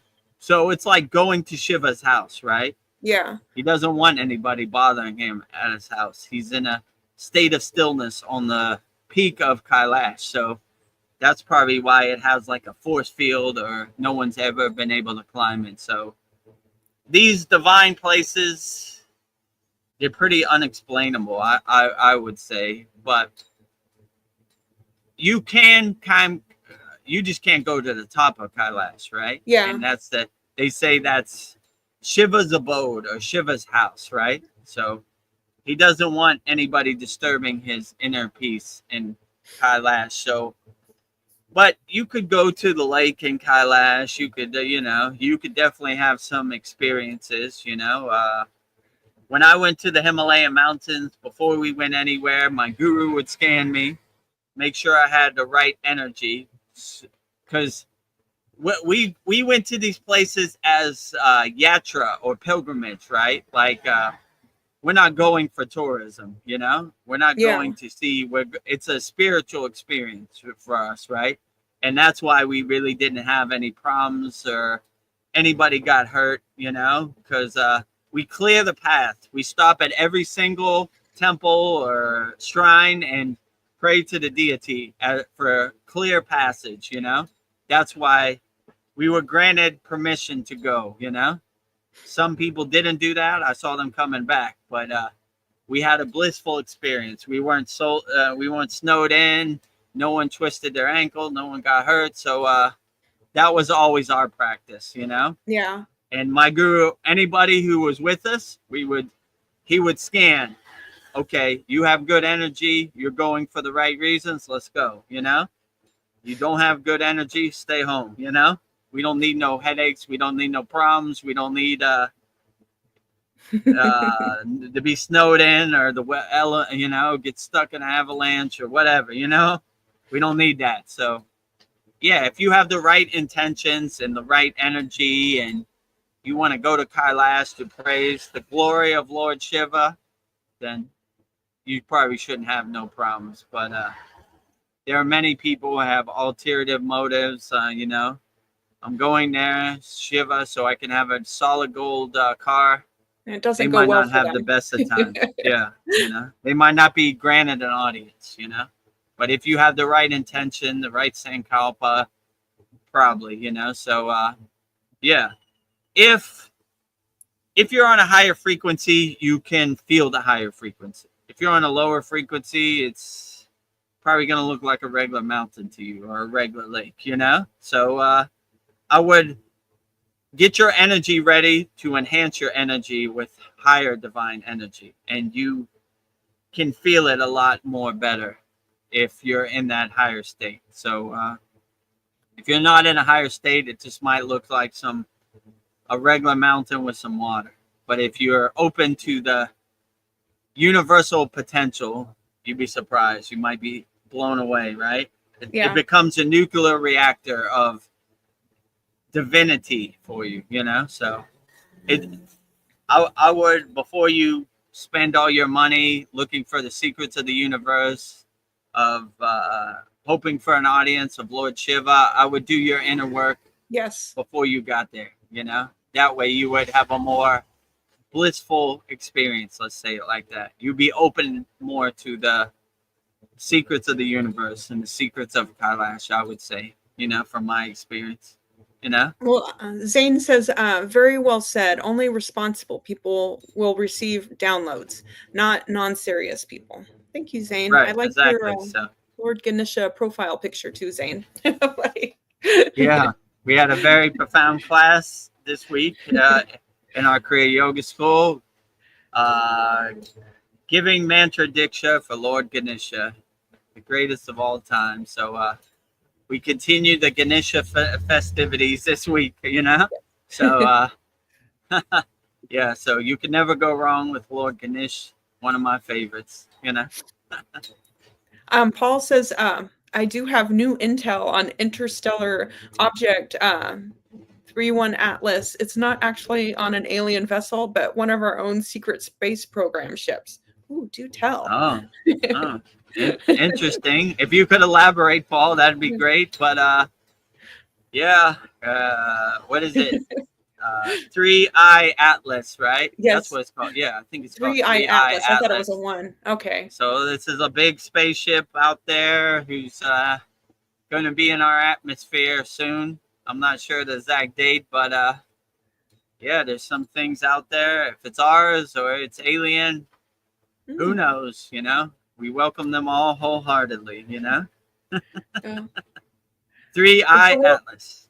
Well, if the world's gonna end, I'm gonna have to go into samadhi. Like, I'm going out. I stay ready so I don't have to get ready. All I have to do is close my eyes. Yes. You know, I like when they say in the yogic Vedic scripture, even if it's the end of the world, make sure your samadhi is unshaken. Yes. So no matter how many bombs and fires and spaceships and aliens are out there and lasers, you're just like, unshaken yogi, 24 hours a day. That's the best you got. Light work, you know? Yeah. So Come at me, bro. come at me, bro. Don't let anything shake your samadhi, no matter what happens. You know? Sandy says, personally, rather than getting serious about spiritual practices, I got curious, joyful, and thus lighter, energetically, flow state. Yeah. Yeah, absolutely. Like when you get into a serious. flow state of joy and you feel light in your being and you feel lighter, outstanding, right?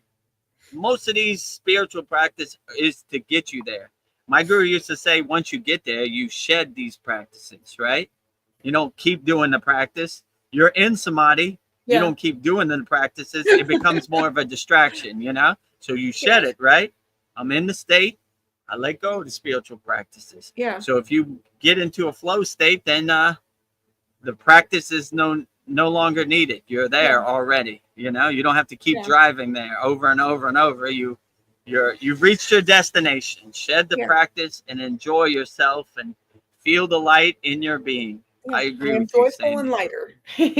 I'm feeling lighter. I'm in a blissful state, right? Mm-hmm. I shed my practice. That some people need that structure or that step-by-step roadmap to get there. But once you get there, you can shed the technique. Zane says, yes. So I heard, let's see if it's true, then it will trigger a global awakening.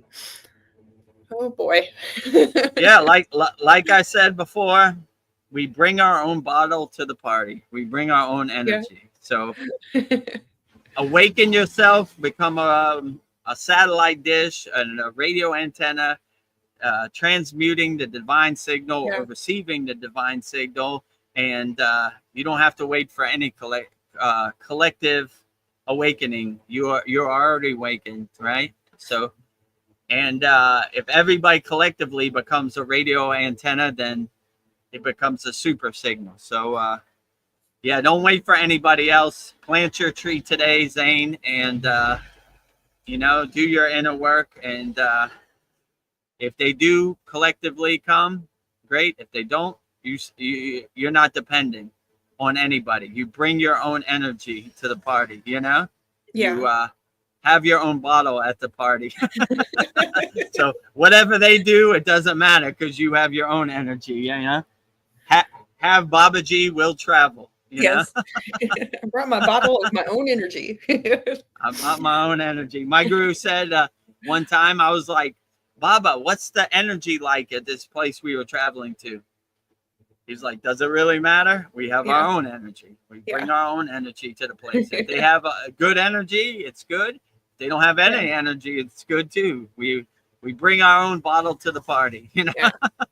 I don't trust their bottles. I brought my own. Yeah, I don't trust their bottle, right? I don't need their energy. It doesn't define me. I have my own energy. I become my own nuclear reactor carrying energy no matter where I go. So, you know, yea, though I walk through the valley of death, I shall fear no evil. I bring all my light to the darkness, you know? I am my own lighthouse, you know? Yeah. So no matter how dark it is, no matter what happens in this world, my energy stays pure no matter what. Yeah. Well, Paul says that as it approaches Earth, it will become apparent that it's under intelligent control and will make it to mainstream media to be used as a disclosure of ET life. And it may also be presented as a fake alien invasion by the bad guys, LOL. Oh, yeah, the drama I believe it. Sounds like their playbook, right? You know, get you into a fear-based state so you're easily controlled. You need us. We're going to protect you from the aliens, and which are really them, you know? All right. Yeah. The Wizard of Oz strikes again. So never be in a fear-based state. Be a fearless yogi no matter what, right? You know? If the aliens don't harm you, are they really bad, you know? Or are they really aliens? Who knows at this point? With all this AI and all this stuff, I don't believe anything. I think it's all fake. I think the Buddhists and the yogis were onto something. It's all Maya delusion. So if you see the world like that, like, you know, when they say go right, I go left, right? So if they say dolphins are dangerous, I say dolphins are beautiful. If they say aliens are bad, I say aliens are good. You know, they haven't done nothing to me, you know, like, so unless an alien harms you in the present moment, you know, accept them, welcome them wholeheartedly. You know, I've been trying to invoke the Boogie Spear. It hasn't come, but I'm open to it. You know, you like Gayatri's mantra? I like Gayatri's mantra. Let's have tea. You know, tell me your story, Boogie Spear. I'm open to it. You're not scared of me? No. Why would I be scared of a cool looking basketball, metallic basketball? I think you look beautiful. I like all your symbols on there. And I saw you really like Gayatri's mantra. You like Gayatri's mantra?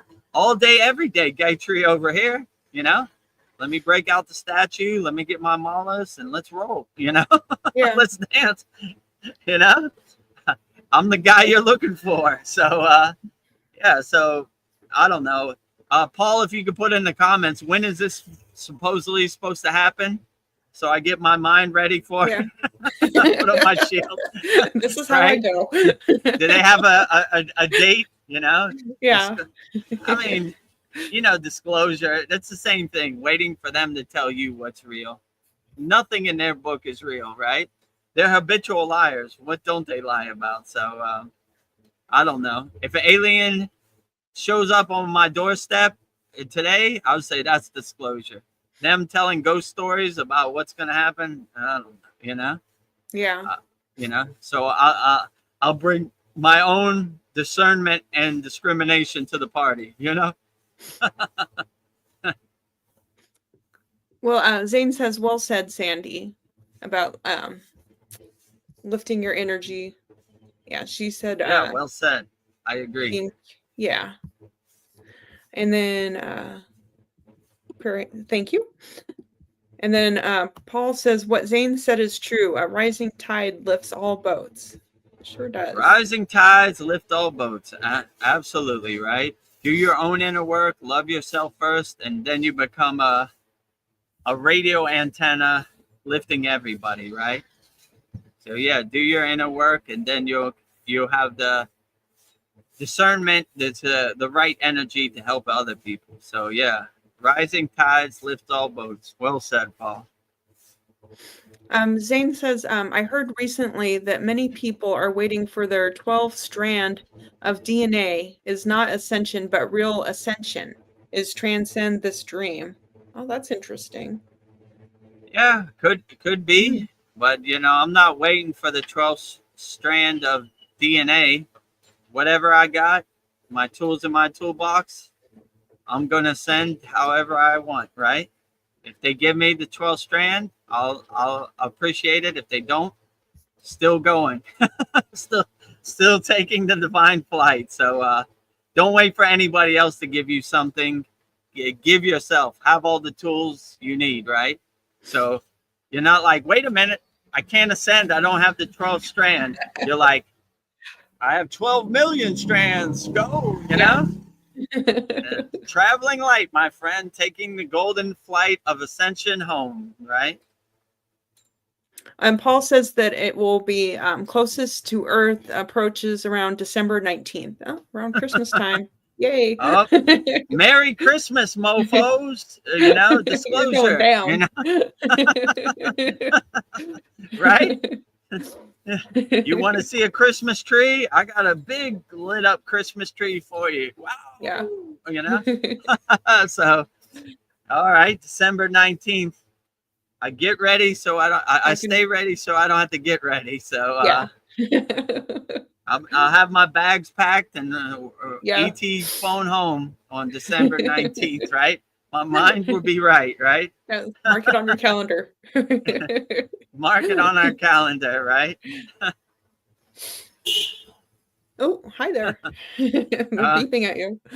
Yeah, they see me, I'm on live stream, or they see the light and they rev up their motorbike Yeah. and honk their horn. And wise guys, right? Yeah, wise guys. It's all right. It gives some texture. Yeah. Boo, boo, boo. No, you know. All right, I see you. You got a cool horn, guy. Good for you. Whoa. Yes. I don't know. Nobody has any questions, so I'm thinking, I don't know, like, does the power of prayer protect you? I do, like, I'll do the mantras, and I feel like those words protect me. So I feel like the mantras are a prayer too. So. Yeah, I would say when you do bhakti and you sing like bhajans or kirtan, you sing songs, it really helps raise your vibration and align you with your inner divinity. You become like a pillar of light, So anytime you say any prayer or any mantra, it really gets you aligned with your inner self and connected, So yeah, I would definitely say as many prayers as possible, and it helps remove the distractions, because my guru used to say when you do mantra japa, it's like walking a tightrope across the Himalayan mountains. You're aware of the height below, but you're laser focused on the mantra and on your practice. So it really helps you focus on whichever deity you're calling or whatever song you're singing, and it kind of opens you up, right? I used to say I sing from my heart chakra to God's ear. And so I just open that green 12-petal flower, my heart chakra, my anahata, and just project as much as I could, Yeah. I've told many stories on here. My guru's like too much bhakti, Never enough bhakti.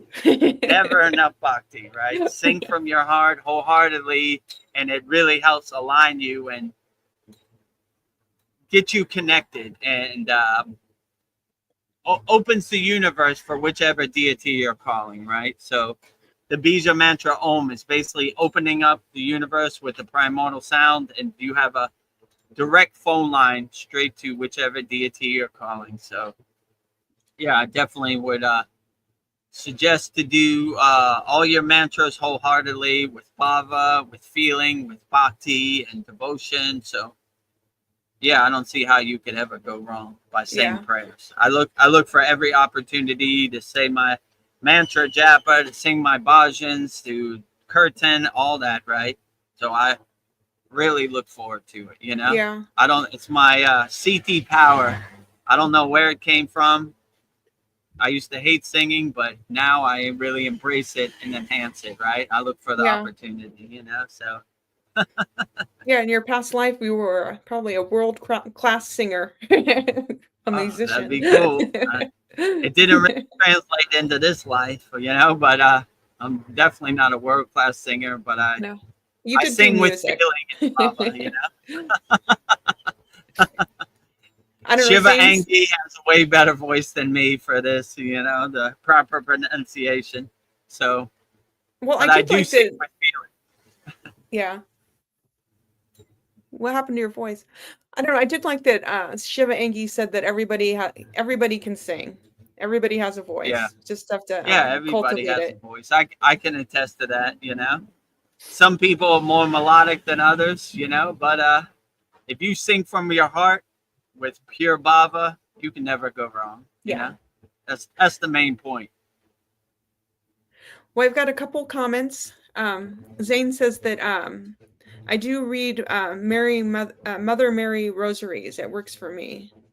Yeah, that's really good. So if you have rosaries or you have raksha beads or mala beads, it's all good, And yeah, even if you have rosary beads, you could say any mantra, Om Namah Shivaya, Yeah. on your rosary beads. It's more about like counting, so you focus on the mantra instead of focusing on the count, right? So when you have Raksha beads, it helps you focus on the mantra wholeheartedly and not worry about how many malas you've done. And speaking of that, today we have Mantra Monday, and it'll be Goddess Lakshmi Devi, the Yes. goddess of wealth and prosperity. And I do it 108 times. So if you want to see 108 times, I'll do it for you. You just follow along, and every mantra I say, just push the bead down. And I show you how to do mantra japa in the beginning of each Mantra Monday. So we have Babaji, we have Mataji, we have Lord Shiva, and now we'll have Goddess Lakshmi Devi. Yeah, no, we will have 4. And this week we'll have Lord Ganesha. So we go male, female, male, female, male, female, to keep that Shiva and Shakti balance, that Ida and the Pingla, So the Shakti with the masculine energy. So yeah, that's been doing really good on our YouTube channel. We have a playlist, so you could just let it play. Go to sleep. I like to go to sleep with it, Yeah. And so let it play, let it loop as many times as you want. I'll say the mantra for you, or you could say it with me, however you want. If you don't have Raksha beads or rosaries, Veronica shows you how to count on your hands, Yeah. So you could see her counting all the mantras on her hand to the right side, Yeah. So something for everybody. If you don't have no Raksha beads, you could still get fruits and benefits from saying each deity's mantra. So we welcome it wholeheartedly. Yeah, I like listening to the playlist. I was listening to it the other day washing dishes. It was a very joyful experience listening to mantras. We need those YouTube hours to get us monetized. Yes. So listen to it as much as possible. Yes. Let it loop all day. One of our Clean the members, house. Cal, said, I just let it loop all day long. And I Yeah. was like, good idea, Cal. I'm going to do that myself, right? And Yes. we have a playlist for all the soul talks. We have a playlist for all the live streams. We have a playlist for all the Babaji quotes. Just let it play, Yeah. We can't And let if you YouTube want to know win. where that's at Vedagurudev. Click on the playlist tab and you'll see all the playlists. Yes. Mantra Monday, Soul Talks, Satsangs, Babaji quotes. All these live streams are on their individual playlists, like live streams. So hundreds of hours, Yeah. over 500 videos. So you could never a dull moment at the Kriya Yoga School. Always, it would probably take you a month to go through all of it, Yeah. but we need it. Get our hours up so we can be monetized and get that cup of coffee for Sandy. Yeah. I'm thirsty. Or with super chat, Yeah, we've been posting sat songs since last year, and then we started a second one. So we've got hundreds of hours, maybe thousands. I'm not sure what number we're on a sat. I know it's been over a year. We're I think this is the 62nd sat song. Okay.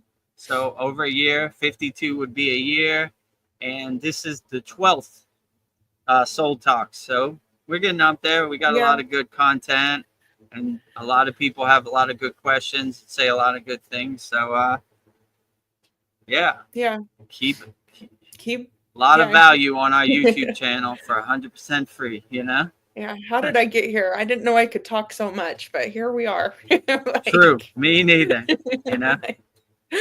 I definitely didn't want to talk or be a guru or any of this stuff before the Kriya Yoga School family happened. So I found my voice in the Kriya Yoga School. What's that song? Amazing Grace. I was lost, but now I'm found. Amazing Grace. I was lost in the sauce, though. Here I am. I was definitely lost in the sauce. I am the poster board for Lost in the Sauce. I was treating my body like an amusement park. I was a ship lost at sea till Babaji shined his lighthouse on me and brought me to shore. Yeah, you're right, Babaji. We gotta get Yes. to work. Pulled you in. Sandy says that speaking of this dream, I'm reminded how a couple years ago I fainted for a short time, and when I came to, I didn't remember anything, but was very adamant with the message that our reality is all a dream. Wild. Yeah. It is. Yeah. Yeah. I mean, What is real? they beat this horse to death in the Himalayan mountains, you know? It's all Maya, it's all delusion, it's all a dream, you know, it's none of this is real. The only thing that's real is your soul. Everything else is this Maya delusional movie on the movie screen of the universe, on the stage of the universe. So yeah, they would, once you have that perspective, and I'm more leaning into that perspective myself, like, it's all Maya, you know? So the why am I world, attaching to any outcome? It's all Maya, you know? I don't, it's also like this world, it feels real, but it isn't. So it's like the spirit world is really the real world, isn't it? Like, I don't know. It's so confusing. I mean, it's hard to tell, you know? Yeah. I mean, they would even say that that's a Maya delusion also, right? So yeah, when you attach to any form or anything, it's Maya, right? They would say the only thing it's real is samadhi, which is basically emptiness, merging with your inner divine lamp. Like God is inside you as you. So, you know, the pure white room is the only thing it's real. And I don't even know if they would say that's real. They would probably say that's a Maya projection also. They were just saying merging with your soul, being one with your soul is probably the only thing they would say. So they take it to the extreme. They don't believe anything, you know? Like the astral plane, heaven is not real either. You know? So they don't think anything's real. They say your soul is the only thing that's real, you know? Your higher self, you know? So they don't believe in anything, you know? Everything's Maya, you know? Nothing is real. You say anything like well, I don't know. What do you think of the Indian government? Maya, you know, that's all they would say. They wouldn't even go elaborate. They wouldn't say why. Maya doesn't serve me. Maya. Garbage. Garbage. Yeah. Put it in the trash. Fake. Delusion. You know, all of the above. Well, I saw an interesting video with Yogananda, and he was talking about tramp souls, that there's these like souls without a body, and they're looking for bodies to take over, but they only go for bodies that have low vibration, like bodies that, you know, drugs, alcohol, that you're in a lower state, but they would never go for a body that with higher consciousness thoughts that's like poison to them. That, right. Yeah, I would definitely say Yogananda knows what he's talking about. You know, one of the greatest Kriya Yogi examples in the world. And yeah, I would agree. Like they look for fear-based targets, like lower frequency, lower instinct beings, right? Like Chicken Little hiding under your bed. That's who they could attack. That's who they could possess. If you're a higher frequency being and you're not scared of them at all, they don't give you an audience. Like I've never seen a demon or anything possessed, you know. Stay away from me. Like you said, it's like poison to them. Like Vedagurudev, that guy. And when you have inner divinity, or you have lit your inner lamp and lit all your souls of your body with divinity, you just shine your light on them. Like I said before, you melt the wicked witch of the West, right? Oh, demon coming for me? Goodbye. I'm melting, you know? Melting. You become like a sun to like vampires, you know? They don't want to turn to dust, you know? You know how vampires, when the sun rises, they turn to dust. Burn. You're a walking sun to these vampires. They won't want to be nowhere around you, right? You're not buying their snake oil. You don't care anything they say. They stay away from you. So yeah, I would definitely say Yogananda knows what he's talking about. You know, raise your Yeah. frequency so you're unaffected by all this fear-based mainstream media or junk out there. Be a fearless yogi 24 hours a day. I've been saying this probably since our first satsang. Yeah. Fearless yogi, unshakable mountain, no matter what happens. No matter how much sun there is on the mountain, unshaken. No matter how much wind on the mountain, unshaken. No matter how much snow is on the mountain, unshaken. You know, no matter how much whatever rain is on the mountain, unshaken. Unshaken by anything, right? So yeah, like any of these lower frequency beings don't have a chance. If you become an unshakable mountain, you become a higher frequency radio antenna to you know, receive the God signal and transmute the Yes. God signal across the universe. Well, and I think about it, it's like this world is set up to like get you into a lower state. Like it does True. everything it can to like bring you down so it can eat you. It's like these lower Absolutely. frequent energies want to eat me up, keep me Yeah, down. And my guru depressed. used to call it ego food. Ego loves that fear. It loves that guilt. It loves that jealousy. That's like a tasty cake to your ego, right? That's what it eats. You become like a big ice cream cake to your ego, right? And then when you get on the spiritual path, it's going to fight you because it's going to Yeah. starve. What is it going to eat? Yeah. You know? I I'll be can't a eat these tasty higher carrot. frequencies, you know? I'm a vegetable Gross, now. you know? I need a big ice cream cake of ego food. So don't give your ego any food to eat. No. Try to starve it as much as possible. So yeah. Sandy has a good question. She says that this brings us to another question. Are any limitations on this planet real, or are they limits only because we perceive and believe them to be? I mean, yeah, your physical body has limits. You're not going to be able to pick up a car or whatever, but your inner self, your true inner self, really doesn't have too many limits, you know? I wouldn't put any guardrails or limits on your soul. I would let it expand in all directions, you know? So limits are limited to your physical body, not your true inner potential, your true inner self, you know? So yeah, your inner self is unlimited. Your physical body has some restraints or some restrictions or some limits. Yeah. You know, you're not going to be able to fly through the sky like Superman or you know, I don't know, step in front of a bus and stop a bus like Spider-Man or you know, Maybe whatever. that's my Fly CD through that. power.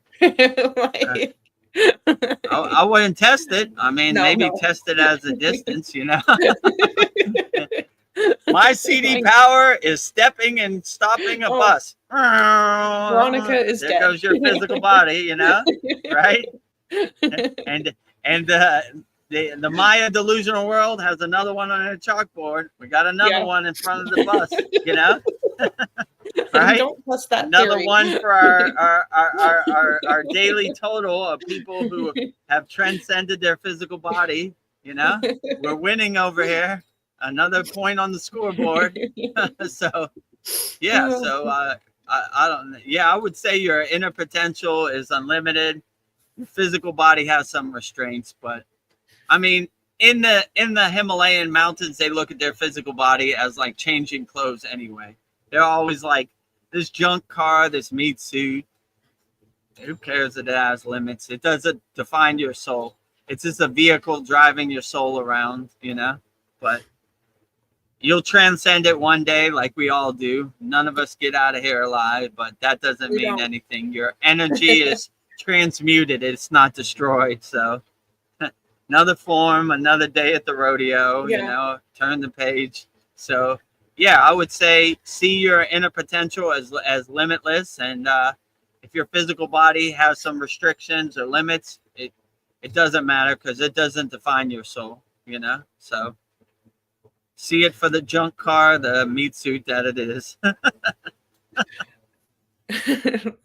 Well, Sandy says, on a side note, I do a darn good impression of the Wicked Witch in the West.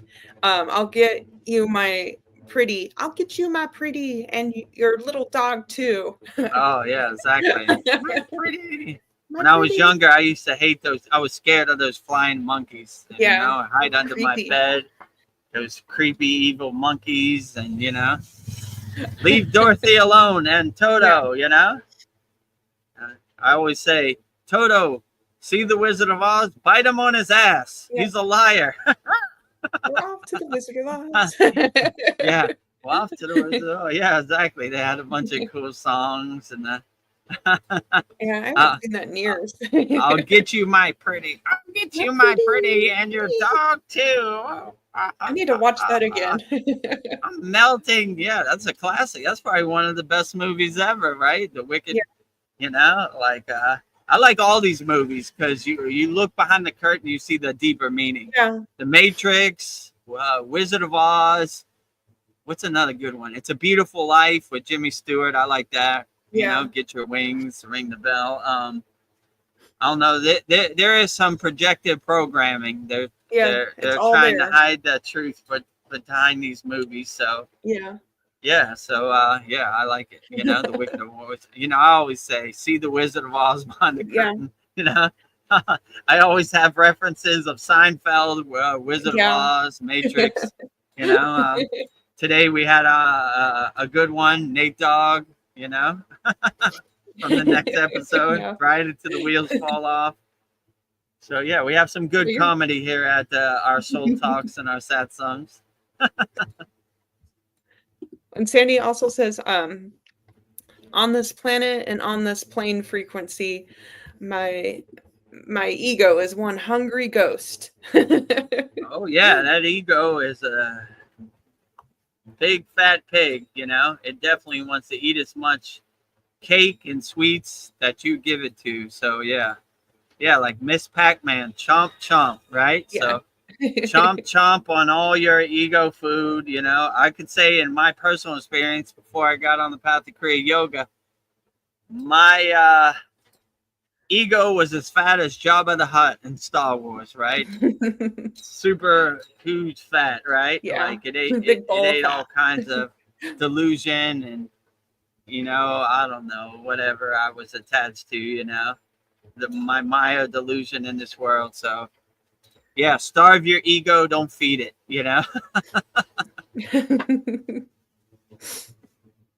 Yeah, and Sandy says, oh yes, it's a very spiritual story, definitely about awakening. It's the Wizard of Oz. Yes. Yeah, definitely. Right. Good teachers, projective programming in our movies, right? When you look behind the curtain, you'd be surprised of the messages that are embedded in these movies. If you have the right discernment and right discrimination and the right awareness, you could take a lot from these so-called action movies. Yeah. Good messaging. I don't know, something I've been thinking about is that my gut is psychic, like trusting your gut. I don't know, it's like very intuitive. I don't know, sometimes I'll get around people and I feel like sick to my stomach around certain people. It's just like, Sure. And I was thinking about something years ago. I was like in this convenience store and I locked eyes with this guy and I just felt nauseous. I felt like he was evil. And it's just like, I had to just get into my car and just get away.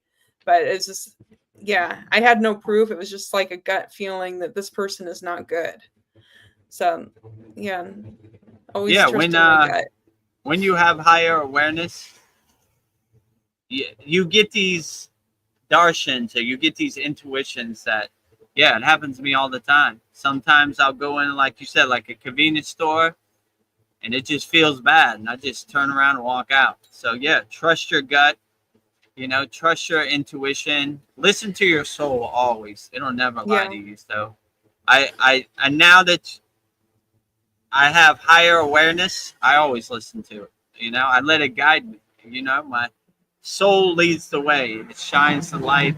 It clears the path. So I would always listen to your gut, listen to your intuition, and all these practices we do in Kriya Yoga raise our vibration. So once you have a heightened vibration, then you're readily available and you're accepting to these higher things that most people take for granted. So yeah, always listen to it, because it has saved me in many situations. Let's say it like that. Yeah. I don't need to be here. Yeah, what would the world be like if we just listened to our intuition, not logic? And like just like, okay, go this way, go that way. And we just listen to our intuition, and it makes no darn sense. I don't think people just listen to their logic reasoning mind. Yeah, if you listen to your intuition, a lot of people who have money now wouldn't have money, because I don't need this. What do I need this for? Yeah. I listen to my intuition. Why do I need to go to this place? I listen to my intuition. I don't need to go there.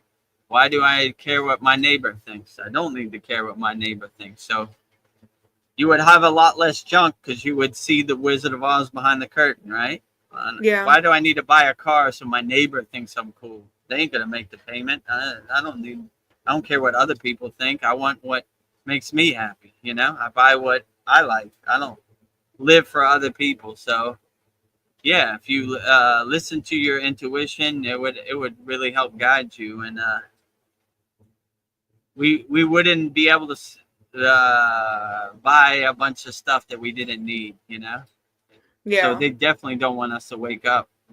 Their thing is selling the Maya delusion, not getting out of the Maya delusion. Not escaping the matrix, staying in the matrix. It's September. iPhone 17 is coming out. You need the iPhone 17. No. They're tricking you to separate you from make your you money. think you need this. I need this. I need that. But yeah, if you just listen to your soul, you would be like, my phone works perfectly good. I don't need a new phone. I don't want that payment, or I don't need it. Or why do I need a Lamborghini? The insurance is going to be super high. I don't got nowhere to park it. People are going to scratch my red Lamborghinis. Who needs it? Yeah. So there'll be corporations would be a lot poorer if everybody had that discernment and discrimination, because they wouldn't be able to subliminally trick your mind into buying something you don't need. Probably most of it is stuff you don't need, So So I don't know, this is a question for you. Do you read people now without even trying? And what stands out to you when you encounter new people? Because I'll encounter people, and it's just like a feeling I get. But what do you feel when you encounter new energies, people? Yeah, I look at people's energy. I look past their physical form and look straight at their soul. Is their soul pure? Is their soul tainted? Is this a mountain I want to climb with this person, or is it better just to turn and walk away? Yeah. I'm reading people's energy the same way my guru read my energy. Stand there, let me see. Oh, okay, we're good. You don't want to climb the mountain with somebody that doesn't have your back. Give me a push. And you turn around, no one's there. So you want people that add to your energy, not take away from your energy. So when you start to raise your frequency, open your chakras, awaken your kundalini, you begin to see people's energy a lot clearer. Sometimes it's a feeling, sometimes you could see their energy, or you could see their color in their energy too. Yeah. I don't know, when they had the C word, they have different colors, right? Red is a high C word vibration. So if you see somebody with a red glow, danger, Will Rogers, danger, Lower energy. So yeah, lower energy, they have orange. Maybe it's mild. Do I really want to go with, do I want to be around an orange person? If they have green, maybe it's probably pretty good, Heart chakra, loving energy, blue throat, throat chakra, good communicator, good speaker, purple, eyebrow chakra, higher consciousness, crown chakra, golden sun, go with those people, Yeah. Let's say yellow, mild, orange, medium, red, no way. No. Turn and walk. Stop. I mean, walk or away. anything, in those three colors, I would just, I would go away anyway. You kind of figure out if you want to go take that road. Like, yeah, I don't feel like an orange today, Yeah. Like, I'm looking for a green, not an orange, So Towards the end of your like DJ career, like you would see all these people dancing, like were they like mostly red in their lower energies, their lower chakras? Is it like yeah, I would say, like I mean, I did, like being a DJ, I could see the whole spectrum of the nightclub. So I'm up a high. So, and that's another thing. Do I really want to read into this story, or should I let it just pass like clouds passing in the sky? Too much, it's and wasting your energy. In a nightclub, there's millions of stories, right? Every person has their own story, and it could get overwhelming. So you're just kind of witnessing the movie as the action movie it is, So you just kind of become more the detached witness, and instead of trying to make sense of it. Because if you try to make sense of all those thousands of individual stories, you might blow your light bulb, So I just kind of be the detached witness and like, oh, that's interesting. Oh, look at that story over there. Oh, okay, cool. I'm not trying to make sense of it. I'm just trying to enjoy the show, Yeah, because you could drain your battery quick if you try to make sense of, oh, it's 10 minutes into Seinfeld episode. Why did Kramer come through the door at this time? He just did, He just slid right in. Enjoy it. Yeah, right. So instead of trying to make sense out of it, get out your own way and just become the detached witness and enjoy the movie with what they call it, suspension of disbelief, right? There's no Iron Man flying through the sky because you've never seen it, but you suspend your disbelief so you can enjoy the movie. So I suspend my disbelief in nightclubs so I can just enjoy the show. Not get attached to any outcome or try to change the end of the movie. Just watch the pictures going by, Yeah. I don't know. It's just like if everything is temporary, I don't know. People don't realize this, but if everything is so temporary, why do we get so upset? And when you see everything is made up, I can't get upset. I don't know. And I feel like, does anything really matter unless I decide it matters? Right. I like when you said before, Ananda Mai said, nothing matters. Or what did she say? Does it really matter? Yeah. That is a real enlightened being yogic perspective. They don't think anything matters. They say it's all Maya delusion. So they don't, like some people would say she can't even feed herself and see that that's a handicap. I see her as like, she's such in a higher enlightened state that it's not necessary to feed herself. It doesn't matter. So you begin to see like none of this really matters, and it's all fleeting. It's all clouds passing in the sky. It's all water in your hand.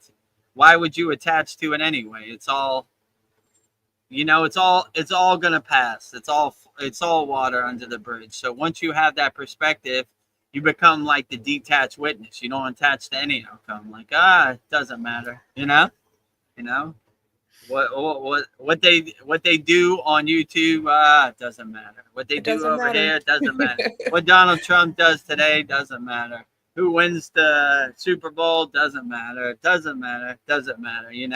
And you start to travel light because you don't have all these preconceived notions and stuff that no longer serves you. Right? You start taking everything out your backpack that weighs you down, right? It doesn't matter, So travel light, my friend.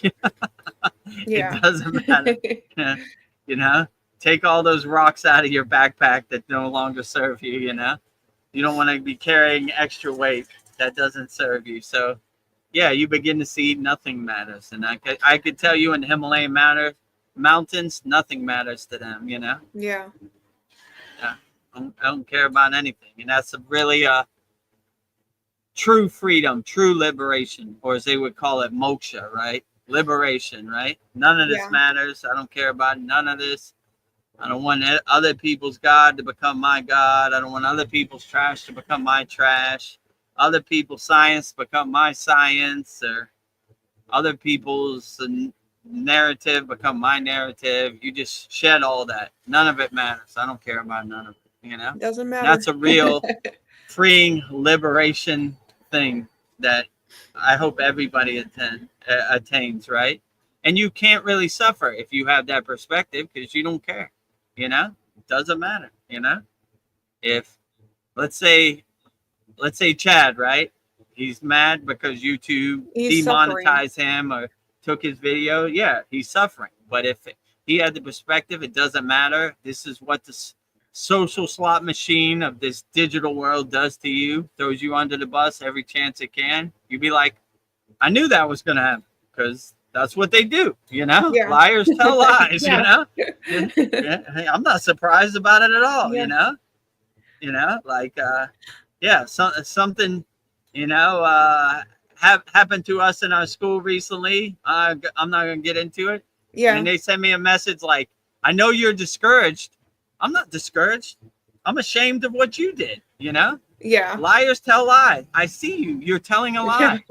Don't blame me for the lies you tell. You know what I'm saying? Don't try to pacify me.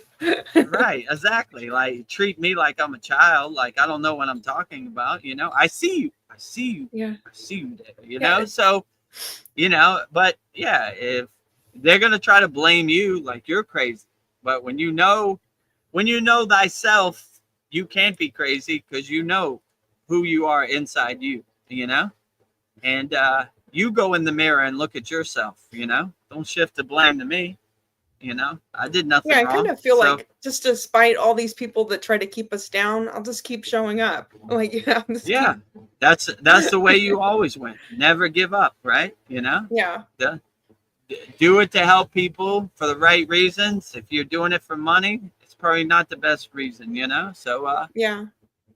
You know, if you're not attached to money, they can't hurt you, really, you know?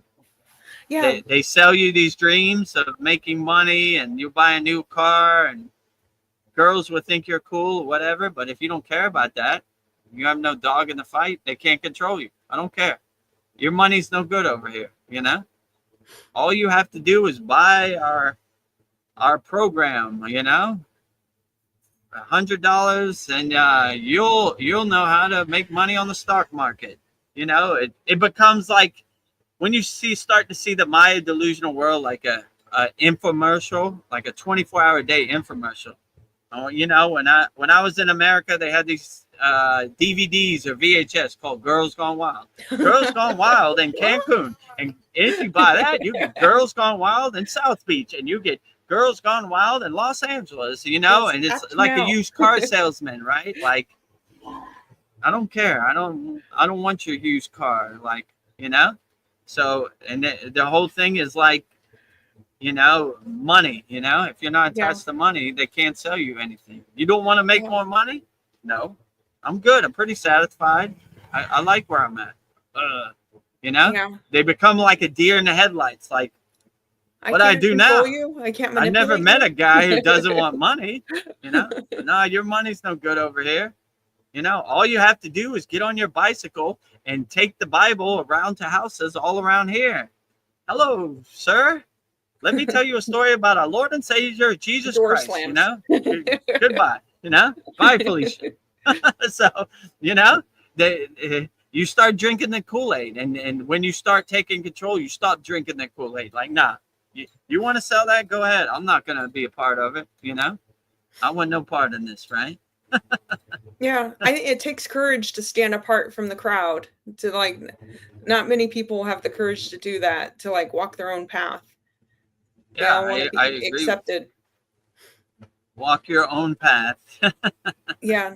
And how freeing is it to just not care and just to have no expectations? That is like the biggest Absolutely. thing. That is the best moksha, the liberation. You don't care what anybody says, you know? Yeah. Like, you worship false idols. I don't care. I like them. I don't care. Doesn't matter what you think. It's between me and God, you know? I don't care. You know, oh, I don't like your car, you know? It's 2025. You have a car from 2020? Are you poor? I don't care. I like this car. Does what I need. It gets me from A to B, you know? Oh, what do you think about the president of the United States and his tariffs or whatever? I don't care. I didn't even hear it, you know? I don't care. And it takes the wind out of their sails, you know, if you don't care. Like, I don't care. Like, I don't approve of you meditating all day. I don't care. I'm not doing it for you. I do it because it makes me feel I don't care. I don't care. Don't care, don't care, don't care, you know? Unimportant, unimportant, unimportant, unimportant, unimportant, unimportant, you know? You begin to see the world as a bunch of, like, unimportant people. And, you know, I don't work for any of you. So that's what I like to say. Yeah. I don't work for any of you. None of you pay my bills. What you think doesn't matter. I care more what a monkey eats for dinner in the jungle than what you think, you know? Yeah. You know? Vedagurudev turned me to stone. Oh, Yeah. melting, melting, melting, my pretties. Yeah. Oh, you know? So, yeah, you melt their face with your non-caring, you know? Yeah. Oh. I've been thinking about like Kriya yoga. It's just like patience. I think the patience to create something like with Kriya yoga. I think people they don't have the patience to do the Kriya yoga practice, but you're not gonna I don't know, like patience is Kriya yoga is action. So you're taking action, but you still have to have the patience to like do your sadhana every day. So it's just like it's a combination of action and patience. I don't know, they work hand in hand. I was just thinking you gotta put the action in to have the patience. I would agree with you. Like most people want like a microwave spiritual path. Like put in the microwave 30 seconds. I'm enlightened. Bing, you know? Yeah. The microwave, you know, bing. Or they want like a magic wand. You are now enlightened, you know? Ding, you know? But it's a lifelong path. It takes, you know, and one thing I learned too, you don't want it fast because the breadcrumbs are in the journey, not in the destination, right? So I've found so many things and insights just by doing the practice, right? Just by committing to it. And things you really couldn't find unless you experienced the practice. So, yeah, I would just do the practice as much as you can. And it sounds like a long time. Like you say, oh, this yogi practice 8 hours a day, sun up to sundown for 50 years. And you're like, damn, I ain't got 50 years. I got stuff to do out here. You know, I got to go to work. I got to take my daughter to school. But if you go slowly, it's like going to the gym, right? Like you're not going to have abs the first day. It's a slow buildup. It takes a while, you know, but it's an enjoyable process, you know? So yeah, I would just enjoy the journey as much as possible. And like all these numbers, there's no real way they could say the number. Some people get fruits and benefits in 30 days. Yeah. Some people get the benefits in 6 months. I don't know. It depends, you know. But the good thing is once you commit yourself to Kriya Yoga, it becomes a blissful state, and you look forward to it.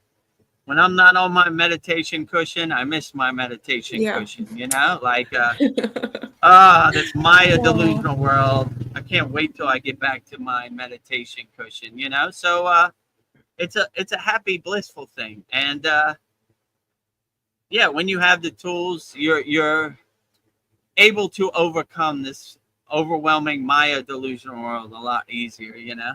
It becomes a blissful experience, let's say, Yeah. I don't know. I think like it's not the destination, it's the journey. It's like you got to True. enjoy the journey. Like Right. You enjoy the so, journey, you get some good insights, like, oh, I like how this makes me feel. I'm gonna put this in my toolbox, or I'm gonna put this in my pocket. This is a good kriya, And you start looking for opportunities to do your sadhana and your yogic practice, Like yeah. I'm at the DMV. They're not gonna call my number for another 2 hours. Where's my Raksha beads, or whatever, Or let me do my mantra japa. I got a good Ganesh this week. Let me practice it, So Yeah, I think we're here to like live.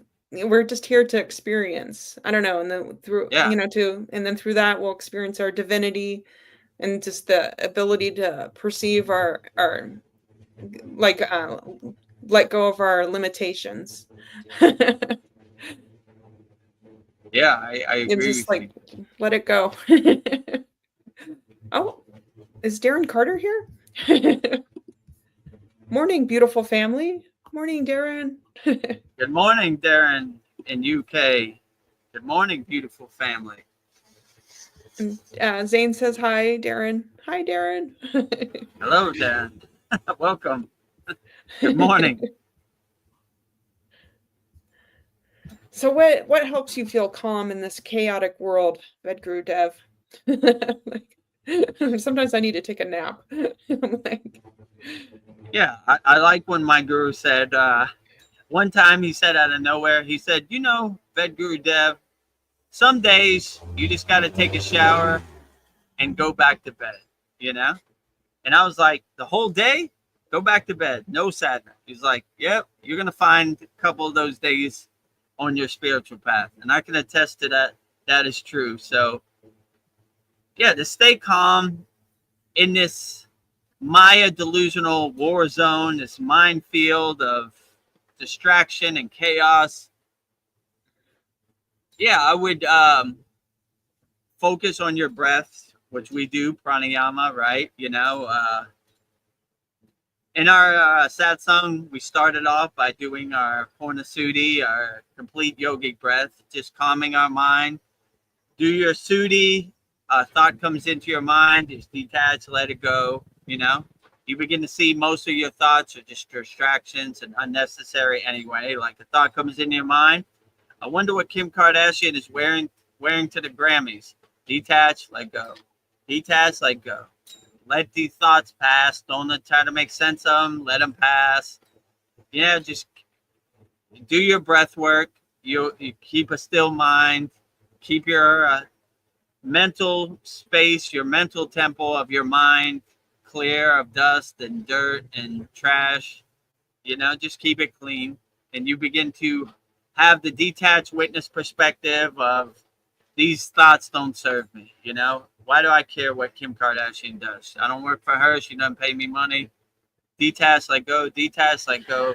Detach, let go. And detach, let go. And you begin to see the social media slot machine is just stealing your attention.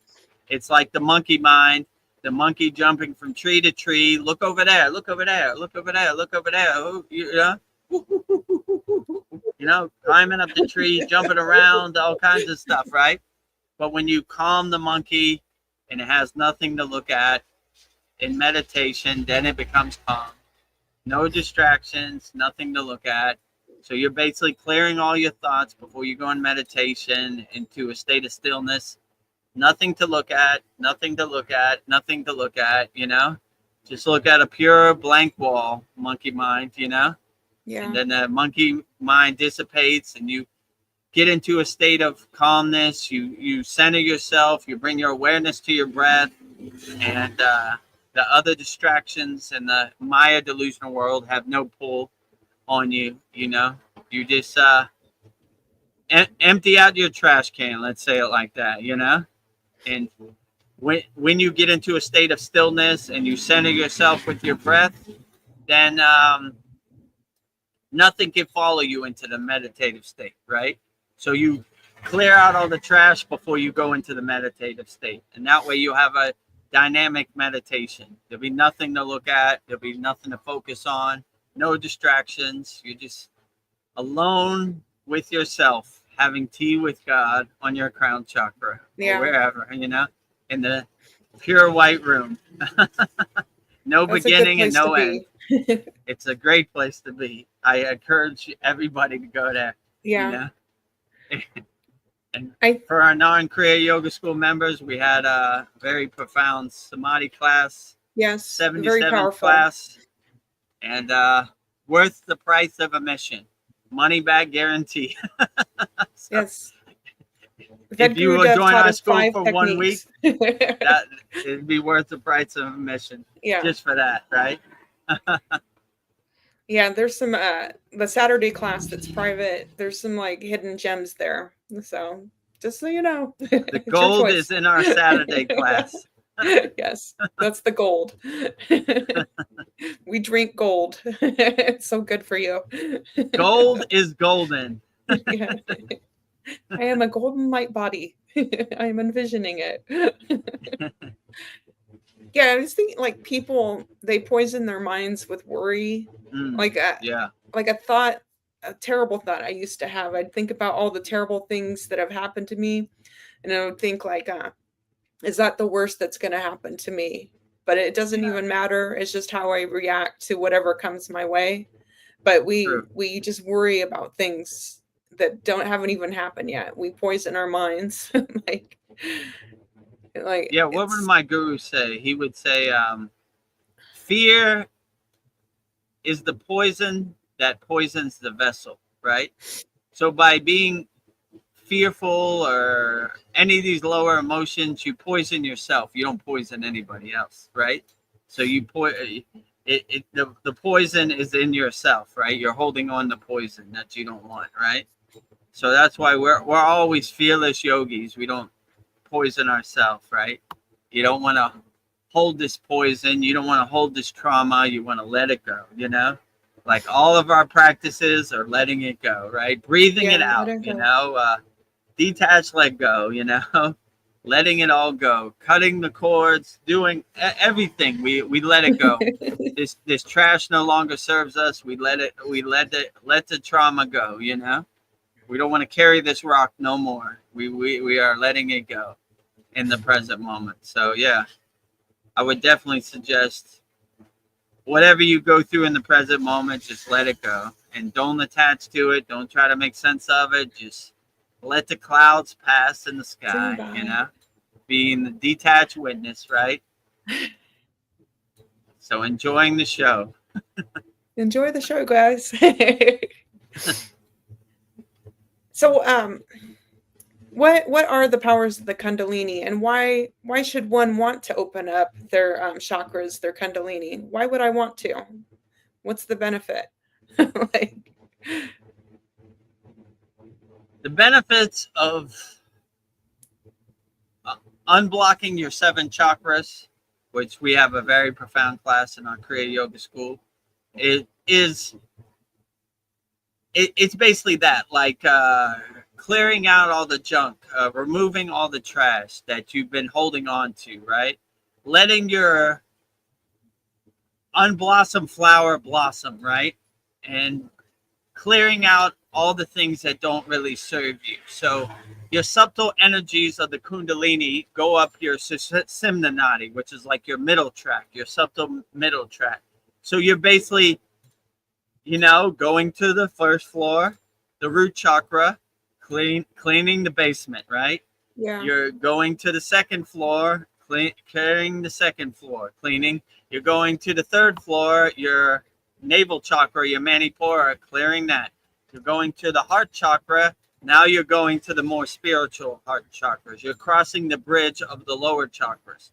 But you can't clean the fourth floor till you clean the first, second, and third floor, So you're doing this cleansing process of purifying your chakras, Yeah. Okay, I've done the lower work, so those are all cleared, right? Now I could get to the higher chakras, and throat chakra, eyebrow chakra, crown chakra. So you're clearing it all out.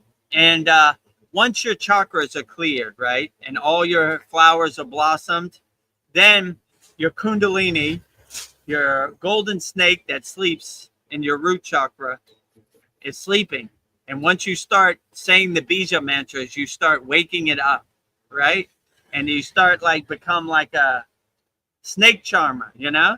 Yeah. And it starts waking up, and your root chakra is open, so it pierces your root chakra. Your sacral chakra is open now, and it pierces your sacral chakra. You know, your navel chakra, your manipura is open, it pierces that. So it lets your kundalini uncoil. But if your chakras are blocked, then it can't free flow. It can't uncoil, right? So it's important to unblock your 7 chakras first, and then snake charm your kundalini up, right? Slowly and gently, like, you know, lovingly, not like shocking it, like, you know. And in the last Soul Talks, there was a person in the live stream that said, you got to wake up your ego. And I was like, no, that's not a good practice, you know? Like, bitten. Don't wake up your kundalini, like shock it, you know, it'll probably bite you. You'll have some, you know, you might have some seizures or whatever. Yeah. Slowly and gently, you know, we don't wake up the ego. We sing a nice, sweet song, a lullaby to it. Same with the kundalini, right? We snake charm it, dance with it. Love you so much, kundalini. Nothing to be scared of. Slowly and gently. So, yeah, these are the benefits of it. You're creating a direct connection where it's free flowing, where there's no blockages, where it can't get stuck, or, you know. And by opening your chakras, you see where you need extra work. Wait a minute, you know, my navel chakra is a little tight today. I got to lean into it more. Yeah. So you begin to see where the blockages are and feel where the blockages are. So it's a subtle process that helps your energy become expanding in all directions, you know. So it takes a little bit of work, but anybody can do it. So yeah, I would say that's probably the benefits of opening your chakras and letting your kundalini rise. And once your kundalini becomes awake, then you see the world from a way different perspective. You see the world more as how God would see the world, not like I don't know, a lower frequency being, you know. So you have a good view from the top floor of your penthouse suite, your crown chakra, I would say. So you see the world differently. You're not attached to the things that most people are attached to. So it gives you a way better perspective, and you focus on what's more important, you know, than what's not important. So yeah, I would say the benefits of opening your kundalini and your 7 chakras are endless, you know, infinite benefits, you know. It's too much to name, right? You become a whole different person, different energy, everything. Yeah, I think it's the most valuable thing that I've learned in the school. Yeah. And like the bija sounds, like the throat chakra, if I'm having a sore throat, I'll do that sound to help my throat chakra. Right. Yeah. Powerful, and just, right? Yeah. Like, I think I need more attention here. Go harder there. And you become your own inner doctor. You know what's best for you, right? You know how to overcome wherever you feel blocked up, or, you know, you have obstacles of resistance. You heal yourself. You're your own inner doctor. So if you're feeling some blockages in your throat chakra, you know how to clear it, you know? You just lean into it until it dissipates. So yeah, I would agree with you. Yeah. And you do start to see the world differently, because it's like after I opened up my chakras, it was like I would look at my hands and like, I don't feel like these are attached to me. What are these? Like, right. Like, yeah, you just like, you really, it does give you distance. Like, yeah, you become a supreme detached witness, or you have different perspective, or you're more open and readily aware of higher frequencies and energy, and you know, really opens your mind to infinite possibilities, let's say, you know. Well, we're almost at the 3-hour mark, so I was thinking I'll just end with my questions from last year, because I don't know, I think they're still good. Just kind of change them a little bit. I don't know, what are your thoughts on having multiple gurus? Because your guru thinks you should only stay with your guru. But then I was thinking Babaji had multiple gurus that taught him different things that they specialized in. Right. Yeah. I mean, my guru, you have to understand, is a traditional, rigid, stiff yogi, right? I mean, Yeah. he's a lot less stiff than other yogis, but you know, they're from my perspective, I would say I encourage, if you look at the world, well, let's break down guru first, right? I look at guru as more like a guide, right? So if you have that perspective of a guide, everything becomes your guru.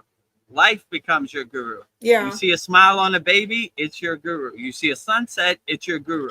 You see a bird, it's your guru. So everything becomes your guru, Yes. right? So that's Yeah. the way I like to look at it, you know, like life becomes your guru. Like life becomes the best teacher and the best guide. So I would encourage everybody to see everything as their guru, right? Like don't see a physical form as your guru. See the sunset as your guru. See a smile on a baby as your guru. See a beautiful bird flying in the sky as your guru. See the ocean as your guru. Everything. You can take inspiration from everywhere and everything. So I would see everything as your guru. Yeah. I wouldn't go with the dogmatic approach. I would say have everything as your guru. And if you have that universal perspective that everything is your guru and everything is your teacher, then you have infinite amount of guru, right? So, Yes. you know, I know that's the traditional way that most yogis say you should only have one guru your whole life and whatever, but I'm more open-minded, you know, say make everything your guru, you know, not just a physical form, you know. So if I can guide you, yeah, that's great. But if other people can guide you, that's great. Or if a sunset can guide you, that's great. See infinite gurus and everywhere and everything, I would definitely say. So yeah, I would say have as many gurus as you can, you know. So that's my perspective on it, you know. So I'm not going down with the ship. I'm staying light on my toes. Yes. Adjusting, keeping an open mind, open for all perspectives, and you know, and yeah, pivot, change course, change directions. So see everything is your guru, everything is your guide, and I don't see how you could ever go wrong. So have Yeah. infinite gurus in everyday life. There's no limit on the gurus you should have, you know. Yeah. See the guru essence in everywhere and everything, you know. Like Yeah. look at that cat, that's a good guru, you know. I like it. It's trying to tell me to meditate all day and lay in the sun. The best guru, cat. Yeah.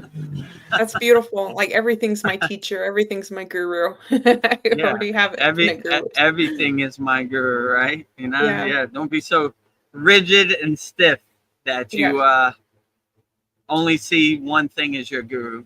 Have infinite gurus in your daily life. Yeah. Well, I don't intend to leave you anytime soon, so you're my one true guru at the moment. It's okay. I understand too, you know. Like Babaji had Boganantar as his guru, then Boganantar told him to see Agastya, and Agastya was his guru. So, you know, I don't take it all personal. It's part of the don't journey. Take it personally. Darren Carter says, so true. I've had some experiences like that where I just love everything. Yeah, I just love everything. Yeah, when you have unconditional love, it creates a true divine universal perspective, you know. Love, give love unconditionally, unlimitedly to everybody everywhere. So yeah, my guru said something funny. He said, when you open your heart chakra, your anahata, your heart chakra, that's where unconditional love, they say, resides the most. He said, when you open your heart chakra, love people unconditionally with no limits.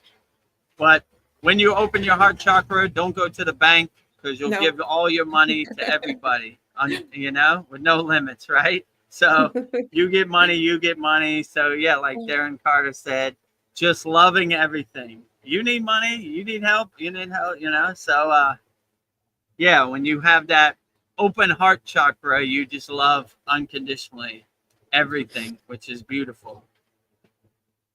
Yeah. Well, and I do feel like a lot of love, like I'll just like be like I'm meditating or doing mantras. It's like tears will come down and I'm not sad, but I think it's just love. It's just like Yeah, feeling everything. absolutely. That happens to me all the time. I'll just be doing mantra japa and I'll just be crying, you know. But these are tears of bliss, merging with the divine light, you know. What's more blissful than that? Going to your happy place where it's so beautiful that you have to shed a tear of bliss Yes. for it, you know. Well, maybe that's how we'll go out with love. I have to be up We early always tomorrow. go out with love.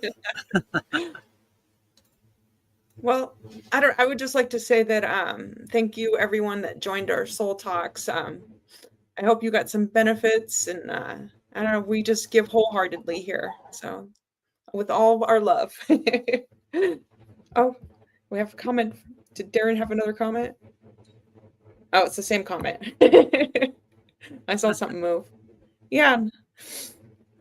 Love is all we need. It's irreplaceable and it's beautiful.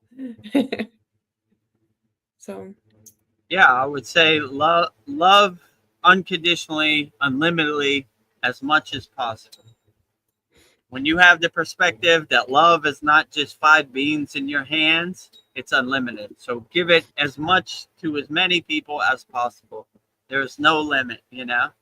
Don't hold your love tight. Just give it wholeheartedly to everybody, everywhere, and you can never go wrong. Give love to everybody, everywhere, all the time, as much as possible.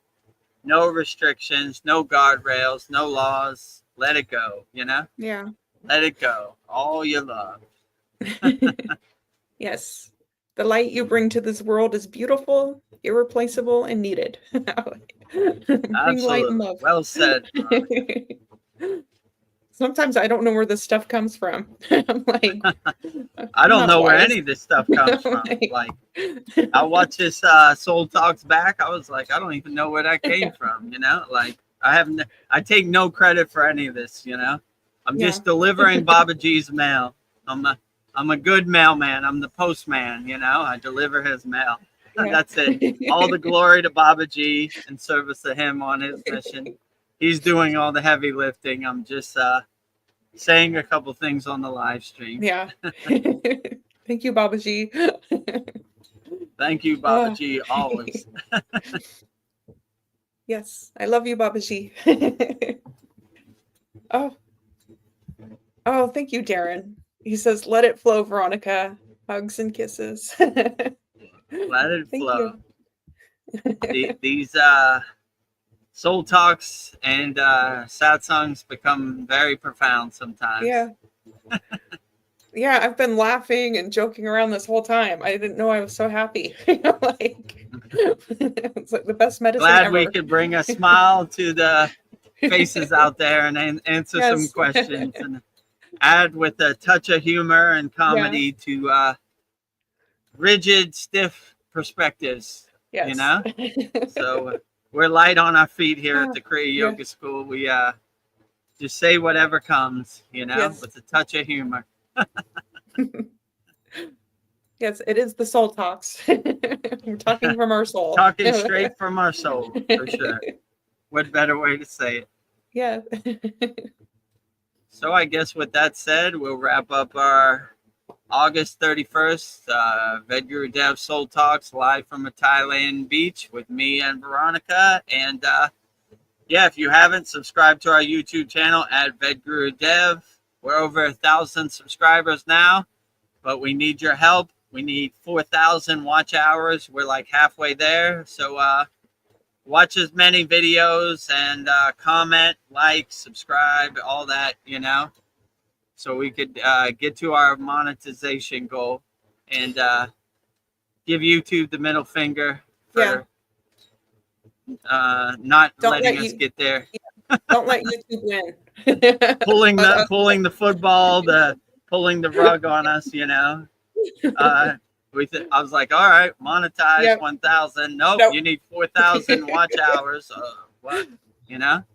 Okay, well, we get there. You know, the peaks and valleys. You know, just when you think you got to the top of the mountain, there's another mountain to climb. So it would be a lot less more painful if you watch as many YouTube videos as you can and get those watch hours up. Also, discover the secrets of Kriya Yoga, 100% free. Go to freekriyayoga.com. Join our group of 700 like-minded yogis and yoginis practicing Kriya Yoga worldwide. You know, getting the fruits and benefits of Kriya Yoga, 100% free. And if you want to join Veronica, Paul, and Darren, and me, and master the supreme science of Kriya Yoga, go to KriyaYogaMasterclass.com. Yes. And I guess with that said, do it for your soul. You know, money back guarantee, worth the price of admission, over and over 1,000,000 times. Yes. So with that said, I guess we'll go out with Babaji's Mula Mantra. So I will give everybody who's watching this Babaji's direct phone number. So if you don't know how to say Babaji's Mula Mantra, it's Om Kriya Babaji Nama Om. And Veronica will say it so beautifully right now. Om Kriya Babaji Nama Om. Om Kriya Babaji Namo.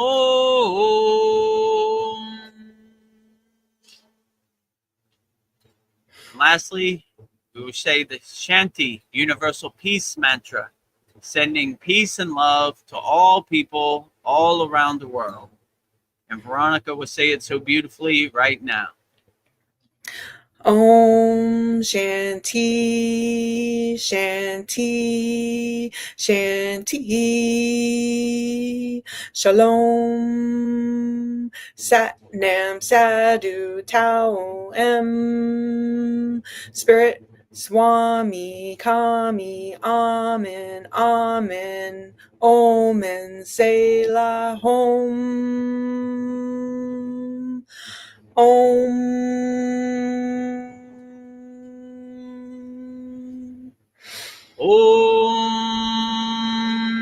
Shanti, Shanti, Shanti, Shalom.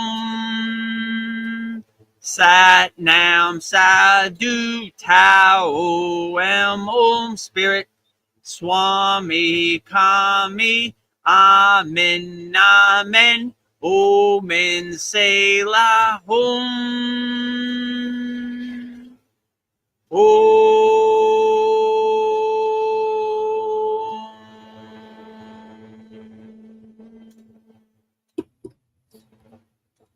Are you feeling spiritually lost, like you've tried everything, YouTube videos, online courses, even meditation apps, but still something is missing? Wondering, is this all there is? The world is loud and chaotic, and your soul is overwhelmed, craving inner peace, but you can't find your way back to yourself.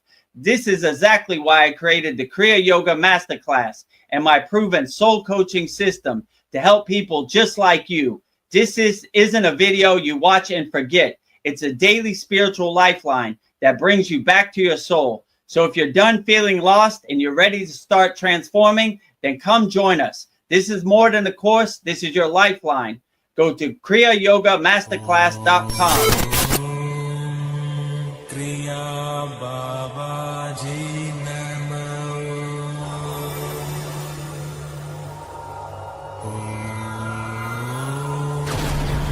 Kriya Babaji Namo.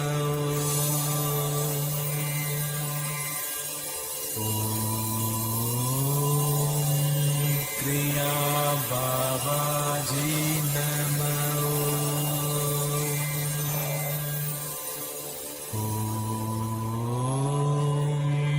Kriya Babaji Namo.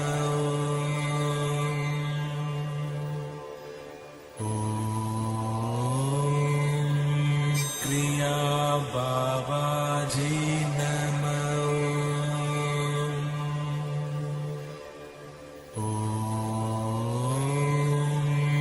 Kriya Babaji Namo.